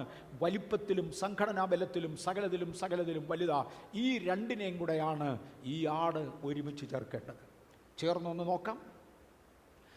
ഈ 2 രാജ്യങ്ങളെ ഒരുമിച്ച് ചേർത്താണ് സാൻ ഫ്രാൻസിസ്കോയിൽ വെച്ച് ആദ്യമേ ലീഗ് ഓഫ് നേഷൻസ് രൂപീകരിക്കുന്നത്. ലീഗ് ഓഫ് നേഷൻസിൻ്റെ ആരംഭ രൂപീകരണത്തിൽ ഈ 2 രാജ്യങ്ങൾ മാത്രമായിരുന്നു. സാൻ ഫ്രാൻസിസ്കോയിലായി നടന്നത്. ബൈബിൾ വായിക്കുന്നത് ഞാൻ കണ്ടപ്പോൾ മഹാവെള്ളത്തിൽ നിന്ന് ഒരു വിശദീകരണം ഞാൻ കണ്ടു. സാൻ ഫ്രാൻസിസ്കോയിൽ വെച്ച് ഈ 2 രാജ്യങ്ങളുടെ പ്രതിനിധികളെ ഒരുമിപ്പിച്ച് സംസാരിക്കേണ്ടതിന് വേണ്ടി അവർ കരുതിയത് ഒരു കപ്പലാണ്. കരയ്ക്കിരുന്ന് സംസാരിക്കാതെ വെള്ളത്തിനകത്തൊന്ന് ഇത് ഫോം ചെയ്തു എന്ന് ബൈബിൾ വ്യക്തമാക്കുന്നു. ഒരു മഹാകപ്പലുണ്ടാക്കി, ഒരു ലക്ഷറി ഷിപ്പുണ്ടാക്കി. ആ ലക്ഷറി ഷിപ്പിനകത്ത് ദിവസങ്ങൾ ഇരുന്നാണ് പോളിസികൾ തയ്യാറാക്കുന്നതും കാര്യങ്ങൾ രൂപീകരിക്കുന്നതും. അവിടെ ഇരുന്നു കൊണ്ടാണ് ഇതിൻ്റെ ആരംഭ ചരടുകൾ പിടിക്കുന്നതും. League of Nations US and Britain form ചെയ്തത് സാൻ ഫ്രാൻസിസ്കോയിൽ വെച്ചാണ്. US and Britain, the most powerful nations, the 2 horns, were the original supporters, rope holders and brain planned in June 1919. 1919 June മാസത്തിൽ ഒരു സമുദ്രത്തിനകത്ത്, ഒരു സ്പെഷ്യൽ ഷിപ്പിനകത്ത്, ലക്ഷോറിയസ് ഷിപ്പിനകത്ത് ഇരുന്നാണ് ഇതിൻ്റെ കാര്യങ്ങൾ plan ചെയ്യുന്നതും. അമേരിക്കയും ബ്രിട്ടനും എന്ന 2 സാമ്രാജ്യങ്ങളെ ഇതിൻ്റെ റോപ്പ് ഹോൾഡേഴ്സായി നിയമിക്കുന്നതും. 1920 ജനുവരി മാസം 10-ാം തീയതി അവസാനം ഇതൊരു ഓർഗനൈസേഷനായി മാറുന്നതും. ജനീവയിൽ വെച്ച് കൂടിയ അടുത്ത മീറ്റിങ്ങിൽ 63 രാജ്യങ്ങൾ അതിൻ്റെ മെമ്പേഴ്സായി രൂപീകരിക്കുന്നതുമാണ്. ആ ലീഗ് ഓഫ് നേഷൻസ് ആണ് പിന്നത്തേതിൽ UNO ആയി മാറിയത്. ഇതിനേക്കാൾ കൂടുതൽ എന്നെ വിശദീകരണമാണ് വേണ്ടത്? Later it became UNO. ഇതിനേക്കാൾ കൂടുതൽ എന്നെ തെളിവാണ് വേണ്ടത്? ഇതിനേക്കാൾ കൂടുതൽ ഏത് റൂട്ടാണ് ക്ലിയർ ആകേണ്ടത്? ഞാൻ ഇങ്ങോട്ട് വരികയാണ്. UNOയുടെ ഇന്നത്തെ സ്ഥിതി, അതിൻ്റെ വ്യത്യസ്ത ഹെഡ് ക്വാർട്ടേഴ്സുകൾ, വ്യത്യസ്ത രാജ്യങ്ങളിൽ, വ്യത്യസ്ത രൂപങ്ങളിൽ. അതിനകത്തെ ലെഫ്റ്റിൽ കാണുന്ന പടം ന്യൂയോർക്കിലേതാണ്. അതിനകത്തൊന്ന് പോയി ഒന്നല്ല, അതിനകത്ത് പല പ്രാവശ്യം അതിൻ്റെ മുന്നിലും പോയി പ്രാർത്ഥിക്കുവാൻ, പ്രയർ വോക്കിന് പോകുവാൻ കർത്താവ് എനിക്കും കൃപ തന്നതുകൊണ്ട് ഞാൻ കർത്താവിനെ നന്ദിയോടെ സ്തുതിക്കുന്നു. ഇവർക്കും താല്പര്യം മുഴുഭൂമിയും അടക്കണം, ഒരുമിച്ച് ഭരിക്കണം. അതെ, ഏറെക്കുറെ നമ്മളവിടെ എത്തി. മുഴുഭൂമിയും അടക്കണം, ഒരുമിച്ച് ഭരിക്കണം. അടുത്ത ചില വികസന പദ്ധതികളിലേക്ക് വരികയാണ്. Major religious heads give a call for a one world government. മതം അതിനോട് ചേരേണ്ടതിന് one world religion, one world government, one world currency എന്ന 3 ആശയങ്ങളിലൂടെ പോകും. ഒത്താൽ ഇന്ന്, ഇല്ലെങ്കിൽ അടുത്ത് വരുന്നതിൻ്റെ പിന്നത്തെ ആഴ്ചയിൽ. മേജർ റിലിജിയൻസ്, ഭൂമിയിലുള്ള പ്രധാനപ്പെട്ട മതങ്ങൾ ഒരുമിച്ച് പോകുവാൻ മതനേതാക്കൾ തേണ്ട കോൾ കൊടുക്കുന്നു. The global compact on education, ഒരു ഇൻവിറ്റേഷൻ അതിനുവേണ്ടി റോമിൽ നിന്ന് വന്നു. ഭൂമിയിലുള്ള എല്ലാ മതങ്ങളുടെ സംസ്കാരങ്ങളും ഒരുമിച്ച് ചേർത്തുകൊണ്ട് വിദ്യാഭ്യാസ സിസ്റ്റം അമെൻഡ് ചെയ്യുവാൻ ആവശ്യപ്പെട്ടു. നിങ്ങൾക്കറിയാമോ, 2020 കഴിഞ്ഞ വർഷം സെപ്റ്റംബർ മാസം 10-ാം തീയതിയും ജൂലൈയിലും സെപ്റ്റംബറിലും, തീയതികൾ ഒന്ന് 14-ഉം മറ്റേത് 10-ഉമാണ്, ജൂലൈയിലും സെപ്റ്റംബറിലുമായി 2 മേജർ മീറ്റിങ്ങുകളാണ് പ്ലാൻ ചെയ്തത്. പക്ഷേ യേശുവിൻ്റെ മടങ്ങിവരവ് എതിർ ക്രിസ്തു കയറുന്നതിന് മുമ്പേ നടക്കണം. അതിൻ്റെ സമയം എപ്പോഴാണെന്ന് പിതാവിനല്ലാതെ പുത്രന് പോലും അറിയത്തില്ല. അതിൻ്റെ സമയമാകാഞ്ഞതിനാൽ തമ്പുരാൻ തട്ടിമാറ്റി 2 മീറ്റിങ്ങുകൾ ഷെഡ്യൂൾ ചെയ്തിരുന്നു. റോമിൽ 2 മീറ്റിങ്ങുകൾ ഷെഡ്യൂൾ ചെയ്തിരുന്നു. ഒന്ന് മെയ്യിലും വേറൊന്ന് സെപ്റ്റംബറിലും. കഴിഞ്ഞ വർഷം 2ഉം നടന്നില്ല. പക്ഷേ 2നും ആഹ്വാനമുണ്ടായിരുന്നു. 14th May 2020. അങ്ങനെയാണെങ്കിൽ മറ്റേത് 14th May ആണെങ്കിൽ മറ്റേത് 10th September. രണ്ടിൻ്റെയും ഡേറ്റുകൾ ഫിക്സ് ചെയ്തിരുന്നു. പക്ഷേ പിതാവിൻ്റെ സമയമാകാഞ്ഞതിനാൽ തട്ടിമാറ്റി 2 മീറ്റിങ്ങുകൾ നടന്നിട്ടില്ല. 2 മഹാമനുഷ്യർ, ജെയിംസ് ഗോർവൺ, ബ്രിട്ടീഷുകാരുടെ കഴിഞ്ഞ പ്രൈം മിനിസ്റ്റർ, അദ്ദേഹത്തിന് പറയാനുള്ളത് ഒരു വൺ വേൾഡ് ഗവൺമെൻറ് വേണം. ഒരു പദം ഞാൻ ആദ്യത്തെ ട്രെയിലറിൽ മുതൽ കഴിഞ്ഞ ആഴ്ച വരെ തൊട്ടു, റീസെറ്റ്. ദൈവിക സംസ്കാരം ഇവിടെ നിലവിലിരിക്കുന്നെങ്കിൽ മറ്റേ സംസ്കാരം വരികയില്ല. അതുകൊണ്ട് റീസെറ്റ് ദ കൾച്ചർ. ദൈവിക ഓർഡർ ഇവിടെ നിലനിൽക്കുന്നെങ്കിൽ പൈശാചിക ഓർഡർ വരത്തില്ല. Reset the order. 2 Bill Gates, reset. പഴയതൊക്കെ പോട്ടെ, എഴുതിത്തള്ള്, റീസെറ്റ്. എല്ലായിടത്തും റീസെറ്റിൻ്റെ കർമ്മങ്ങൾ നടക്കുക. ക്രിസ്തീയ ആരാധനകളിൽ റീസെറ്റ് മോഡലുകൾ നടന്നുകൊണ്ടിരിക്കുക. പെന്തക്കോസ്റ്റൽ ആരാധനയിൽ റീസെറ്റ് അത് നടന്നു കഴിഞ്ഞു. ഇത് നടന്നുകൊണ്ടിരിക്കുക. 666ൻ്റെ ചിപ്പും കൂടെ കൊണ്ടുവരുവാൻ മൈക്രോസോഫ്റ്റ് കമ്പനി ആഗ്രഹിക്കുന്നുണ്ട്. അതൊരു വാക്സിനിലൂടെ കൊണ്ടുവരുവാൻ താല്പര്യപ്പെട്ടു. അത് 666 പറഞ്ഞ് ലോകം മുഴുവനും ബഹളമുണ്ടാക്കിയതിനെ തുടർന്ന്, അല്ലെങ്കിൽ അതിനോട് ബന്ധപ്പെട്ട ചിലത് പറഞ്ഞതിനെ തുടർന്ന് ഇതുവരെ നടന്നില്ല. പക്ഷെങ്കിൽ ഇപ്പോൾ ഒരു വാക്സിൻ നിലവിലുണ്ട്. അത് 666 ഒരു ബന്ധവും ഉള്ളതല്ല എൻ്റെ അറിവോളം. ആ ചിപ്പുമായിട്ട് അതിന് ഒരു ബന്ധവുമില്ല എന്ന് ഞാൻ പറയട്ടെ. പോകട്ടെ, ഒരു 5-6 മിനിറ്റൂടെ. 2 തെസ്സലോനിക്കർ 2-ാം അധ്യായത്തിൻ്റെ 3-4 വാക്യങ്ങളിൽ, 2 തെസ്സലോനിക്കർ 2-ാം അധ്യായത്തിൻ്റെ 3-4 വാക്യങ്ങളിൽ, ആരും ഏതു വിധേനയും നിങ്ങളെ ചതിക്കരുത്. ആദ്യമേ വിശ്വാസത്യാഗം സംഭവിക്കുകയും നാശയോഗ്യനും അധർമ്മമൂർത്തിയുമായവൻ വെളിപ്പെടുകയും വേണം. അധർമ്മമൂർത്തി വെളിപ്പെടണമെങ്കിൽ, എതിർ ക്രിസ്തു വെളിപ്പെടണമെങ്കിൽ, നാശയോഗ്യൻ വെളിപ്പെടണമെങ്കിൽ ആദ്യമേ വിശ്വാസത്യാഗം സംഭവിക്കണം. ആകയാൽ പെന്തക്കോസ്തുകാരൻ്റെ വിശ്വാസത്തിൽ, ക്രിസ്തീയ വിശ്വാസത്തിൽ ത്യാഗം വരുത്തുക. സഭയുടെ ചരിത്രം ആദ്യം മുതൽ എടുത്താൽ വിശ്വാസത്യാഗം സഭയുടെ കൂടെയുള്ള ഒരു കൂടപ്പിറവിയ മറക്കരുത്. അങ്ങനെ വിശ്വാസത്യാഗം സംഭവിച്ചു കൊണ്ടിരിക്കുമ്പോൾ ദൈവം എന്നും റിഫോർമേഴ്സിനെ കൊണ്ടുവരും, അല്ലെങ്കിൽ പിന്നെയും ഉണർവിലേക്ക് നയിക്കുന്ന റിഫോർമേഴ്സിനെ കൊണ്ടുവരും. എൻ്റെ തലമുറയിൽ റിഫോർമറായിരിക്കുവാൻ ഞാനും കർത്താവിൻ്റെ കൃപയിൽ ശരണപ്പെട്ടു. ഇന്ന് അതിനകത്ത് ഞാൻ അഭിമാനിക്കുന്നു. റിഫോർമേഷൻ ദൈവത്തിൻ്റെ വകയാണ്. വിശ്വാസത്തിലേക്ക് തിരിച്ചു കൊണ്ടുവരുവാൻ ബഥേൽ അതിൻ്റെ ഭാഗമാണ്. നമ്മെപ്പോലെ ജനലക്ഷങ്ങൾ അതിൻ്റെ ഭാഗമായി ഉണ്ട്. അവരെ ഓർത്ത് ഞാൻ ദൈവത്തെ സ്തുതിക്കുന്നു. അടുത്തത് 2-ാം അധ്യായത്തിൻ്റെ 4-ാമത്തെ വാക്യത്തിൽ, അവൻ ദേവാലയത്തിൽ ഇരുന്നു കൊണ്ട്, സാത്താനെക്കുറിച്ച് പറയുന്നതാണ്. അവൻ ഇരിക്കുന്നത് ദേവാലയത്തിൻ്റെ വെളിയിലല്ല, അവൻ ദേവാലയത്തിൽ ഇരുന്നു കൊണ്ട്. ഗുഡ് ഗാഡ്, അവൻ ദേവാലയത്തിൽ ഇരുന്നു കൊണ്ട് ദൈവമെന്നോ പൂജാ വിഷയമെന്നോ പേരുള്ള സകലത്തിൻ്റെ മേലും, ആരാധനാ വിഷയമെന്നോ പേരുള്ള സകലത്തിൻ്റെ മേലും തന്നെത്താൻ ഉയർത്തുന്ന എതിരാളിയായിരിക്കും. അവൻ ദേവാലയത്തിൽ ഇരുന്നു കൊണ്ട് ദൈവമെന്നോ ആരാധനാ വിഷയമെന്നോ പേരുള്ള സകലത്തിൻ്റെ മേലും തന്നെത്താൻ ഉയർത്തുന്ന എതിരാളിയായിരിക്കും. ഈ എതിരാളിയെ തിരിച്ചറിഞ്ഞ് ക്രിസ്തീയ മാർഗം സൂക്ഷിക്കുവാൻ ഞാനും നിങ്ങളും ദൈവകരങ്ങളിൽ ഏൽപ്പിക്കപ്പെടാം. പേക്കോലം കെട്ടിയവൻ, പൈശാചിക വേഷമണിഞ്ഞവൻ സ്റ്റേജിൽ നൃത്തം ചെയ്യുമ്പോൾ അത് പരിശുദ്ധാത്മാവല്ല, ദുരാത്മാവാണെന്ന് തിരിച്ചറിയുന്നവർക്കായി കർത്താവിനെ വാഴ്ത്തുന്നു. ജീവിതത്തിൽ തകർന്നവനും വീണവനും രോഗശാന്തി നടത്തുമ്പോൾ അത് ദൈവാത്മാവിലാകാൻ സാധ്യതയില്ല, അതിന് വേറൊരു സാധ്യതയുണ്ട് എന്ന് മനസ്സിലാക്കുന്നവർക്കായി ദൈവത്തെ സ്തുതിക്കുന്നു. അത് എൻ്റെ കാഴ്ചപ്പാടിൻ്റെ ഭാഗം ബൈബിളിൽ നിന്ന് നടത്തിയെടുത്തതാണ്. ഈ ഇതിന് രണ്ടാമത്തെ ഒരു പർപ്പസ്, ഈ ആടിന് 1-2 സംഗതികളെ ബന്ധിപ്പിക്കുക. ഇതിൻ്റെ രണ്ടാമത്തെ purpose to make a mark or an image, 666 എന്ന മുദ്ര ഉണ്ടാക്കുക.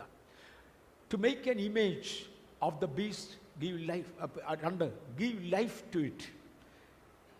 എലോൺ മസ്ക് പറയുന്നത്, മുമ്പേ നമ്മൾ പറഞ്ഞല്ലോ, കാശുള്ള ഒരു പുള്ളി, ശാസ്ത്രമറിയാവുന്ന ഒരാൾ, മാഴ്സിൽ പോയി ആറ്റം ബോംബിടണമെന്ന് പറഞ്ഞ പുള്ളി, അദ്ദേഹം പറയുന്ന ഒരു കാര്യം, മനുഷ്യൻ്റെ തലച്ചോറിനെ നിയന്ത്രിക്കേണ്ടതിന് 666 ഒരു ചിപ്പ് തലച്ചോറിൽ കൊടുക്കണം. മൃഗത്തിന് ജീവൻ കൊടുക്കുവാൻ. ബൈബിളിലെ വാക്കുകൾ ഇങ്ങ് മാറി. ഇന്ന് പത്രത്തിലോട്ടത് മാറി, ഇന്ന് ശാസ്ത്രത്തിലോട്ടത് മാറി.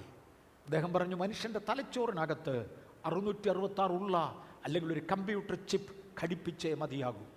അങ്ങനെയുള്ള ചുരുക്കം പേരെ മുന്നോട്ട് നിർത്തിയാൽ ഏത് സാമ്രാജ്യത്തെയും യുദ്ധം ചെയ്ത് തോൽപ്പിക്കാം.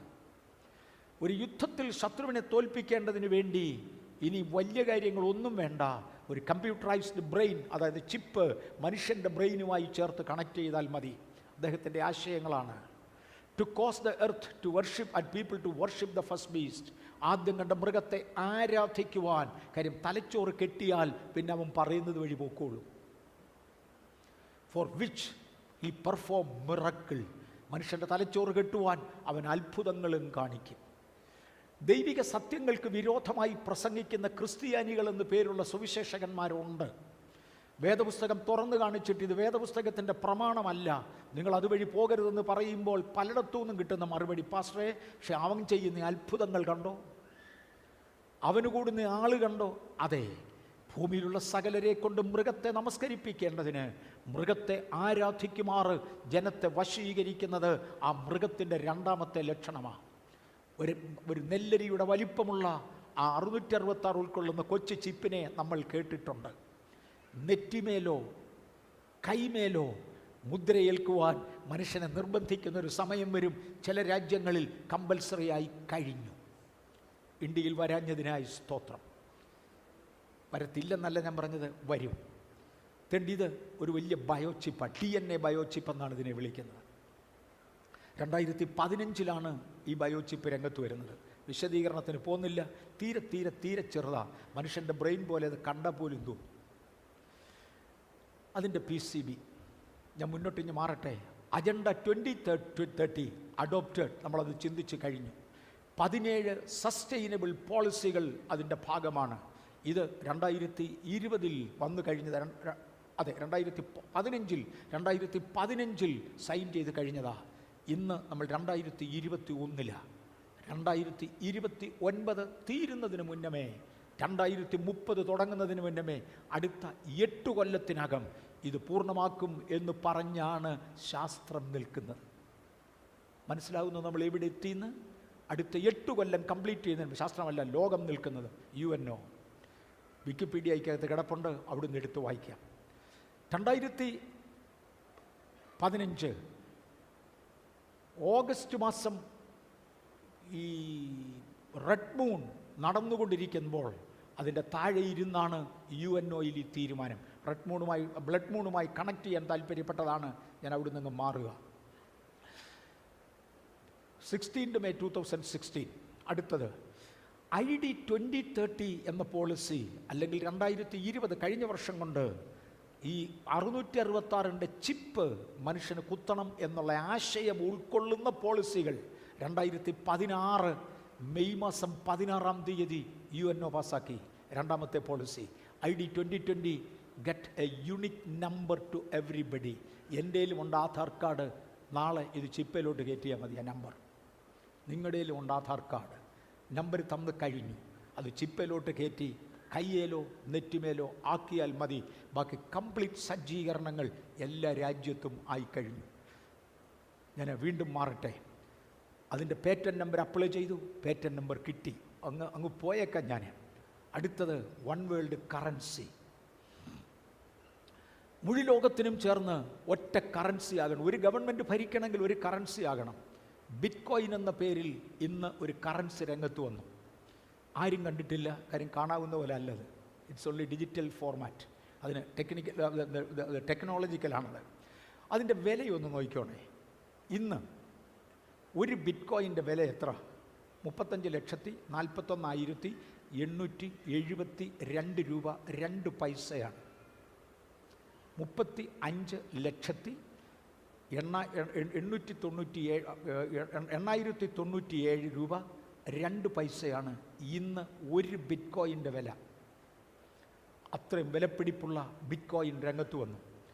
Wealthy people, top corporations, hacking companies അവരെല്ലാം ഇന്ന് ഉപയോഗിക്കുന്നത് ബിറ്റ് കോയിൻസിലാണ്. രൂപയിലും ഡോളറിലുമല്ല. അവിടെ നിന്നൊക്കെ മാറി തുടങ്ങി. ഇത് ഉപയോഗിക്കുന്നില്ലെന്നല്ല, മാറി തുടങ്ങി. Government and financial regulators are perplexed. എന്തു വേണമെന്നറിയാതെ ഗവൺമെൻറ്റുകൾ ഭാരപ്പെടുന്നു. നമ്മുടെ RBI പോളിസികൾ പാസ്സാക്കി കഴിഞ്ഞു പലത്. ഒന്നല്ല, ഇന്നിങ്ങനെ പാസ്സാക്കും, നാളെ അങ്ങനെ പാസ്സാക്കും. കാര്യം എന്തോ വേണം.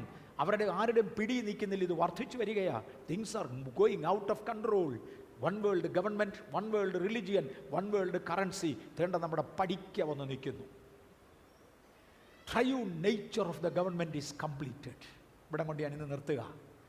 ഒരു ഘോര ഭയങ്കരവുമായ മൃഗം, അതിനെ പ്രേരിപ്പിക്കുന്നതായ ഒരു റെപ്റ്റൈലിയൻ, അതിൻ്റെ പുറകിലത്തെ ശക്തി. 2, ഒരു വൺ വേൾഡ് റിലിജിയൻ. നമ്മളിന്ന് അടുത്ത ആഴ്ചയിൽ വരുന്ന അടുത്ത പ്രാവശ്യം ചിന്തിക്കുമ്പോൾ ഗൗരവമായി നമ്മളവിടെ പോകും. ന്യൂ ഏജ് മൂവ്മെൻറ്റ്, നമ്മൾ അങ്ങോട്ട് പോകും. മതങ്ങളെല്ലാം ഒന്നാണ് സാരാംശത്തിൽ എന്ന ആശയത്തിലൂടെ. വെളിപ്പാട് പുസ്തകം 16-ാം അധ്യായത്തിൻ്റെ 13-ാമത്തെ വാക്യത്തിൽ പ്രവാചകൻ്റെ വായിൽ നിന്നും, കള്ളപ്രവാചകൻ്റെ വായിൽ നിന്നും, ആ വാക്യം ഒന്ന് വായിച്ചേക്കാമോ? മഹാസർപ്പത്തിൻ്റെ വായിൽ നിന്നും, മൃഗത്തിൻ്റെ വായിൽ നിന്നും, കള്ളപ്രവാചകന്റെ വായിൽ നിന്നും തവളയെപ്പോലെ 3 അശുദ്ധാത്മാക്കൾ പുറപ്പെടുന്നത് ഞാൻ കണ്ടു. 3 റെപ്റ്റേലിയൻസ്, 3 അശുദ്ധാത്മാക്കൾ ഒരേ രൂപത്തിലുള്ളത് പുറത്തിടുന്നത് ഞാൻ കണ്ടു. ഈ 3 പേരും ഒരുമിച്ച് ചേർന്നാൽ ലോകഭരണമായി അതിലേക്ക് ലോകം മൂവ് ചെയ്തുകൊണ്ടിരിക്കുന്നു. സഹോദരന്മാരെ, ഏത് സെക്കൻഡിലും കാഹളം ധ്വനിക്കാം. എടുക്കപ്പെടുമെന്ന് ഉറപ്പുള്ളവർക്കായി സ്തോത്രം. ഇതിനേക്കാൾ കൂടുതൽ എങ്ങനെ ഞാൻ വാൺ ചെയ്യണം? ഇതിനേക്കാൾ കൂടുതൽ എങ്ങനെ ശാന്തമായ അന്തരീക്ഷത്തിൽ പറയണം? നമുക്ക് ദൈവകരങ്ങളിൽ ഏൽപ്പിക്കപ്പെടാം. കർത്താവിന് വേണ്ടി ജീവിക്കാൻ ഒരുങ്ങാം. കണ്ണുകളടയ്ക്കാം. എൻ്റെ കർത്താവും എൻ്റെ ദൈവവുമേ, ഞങ്ങൾക്കിന്ന് തന്ന ദൈവകൃപയ്ക്കും കരുണയ്ക്കുമായി നന്ദി. രാജാധിരാജാവും കർത്താധികർത്താവുമായ അങ്ങയുടെ പാദത്തിൽ വന്ന് ഞങ്ങളെയും ഞങ്ങൾക്കുള്ളതിനെയും തിരുസന്നിധിയിൽ കാഴ്ചവെക്കുന്നു. ആദ്യമേ വിശ്വാസത്യാഗം സംഭവിക്കും. തുടർന്ന് അധർമ്മമൂർത്തിയായവൻ വെളിപ്പെട്ടു വരും. ഇത് ഞങ്ങൾക്ക് നന്നായി അറിയാം. അധർമ്മത്തിൻ്റെ മർമ്മങ്ങൾ ഇന്ന് തന്നെ വ്യാപരിക്കുന്നുണ്ട്. അതിൽ നിന്ന് നിങ്ങളുടെ ജനത്തെ വിടുവിക്കണമേ കർത്താവേ. അടിയനൊരു പ്രൊട്ടക്ഷൻ തരണമേ. എൻ്റെ ജനത്തിനൊരു പ്രൊട്ടക്ഷൻ തരണമേ. ഞങ്ങളുടെ ജാതിക്കൊരു സംരക്ഷണം തരണമേ കർത്താവ്. ഞങ്ങളെ സഹായിക്കണമേ. മഹത്വവാനായ ദൈവത്തിൻ്റെ ബലമുള്ള കരങ്ങളിൽ ഏൽപ്പിക്കുന്നു. കർത്താവ് ഞങ്ങൾക്ക് വേണ്ടി കാര്യം ചെയ്യണേ. മഹത്വവും മാനവും ഘനവും ബഹുമാനവും പുകഴ്ചയും എല്ലാം അങ്ങേക്കായിരിക്കട്ടെ. തിരുമേനി രാജാവായി വാഴണം. ഞങ്ങൾക്കതിനുള്ള ബലം തരണമേ. അങ്ങയോട് ചേർന്നിരിപ്പാൻ ഞങ്ങളെ അഭ്യസിപ്പിക്കണേ. ഈ ജനത്തെ ഞാൻ അനുഗ്രഹിക്കുന്നു. അത് യേശുവിൻ്റെ നാമത്തിൽ തന്നെ. ആമേൻ.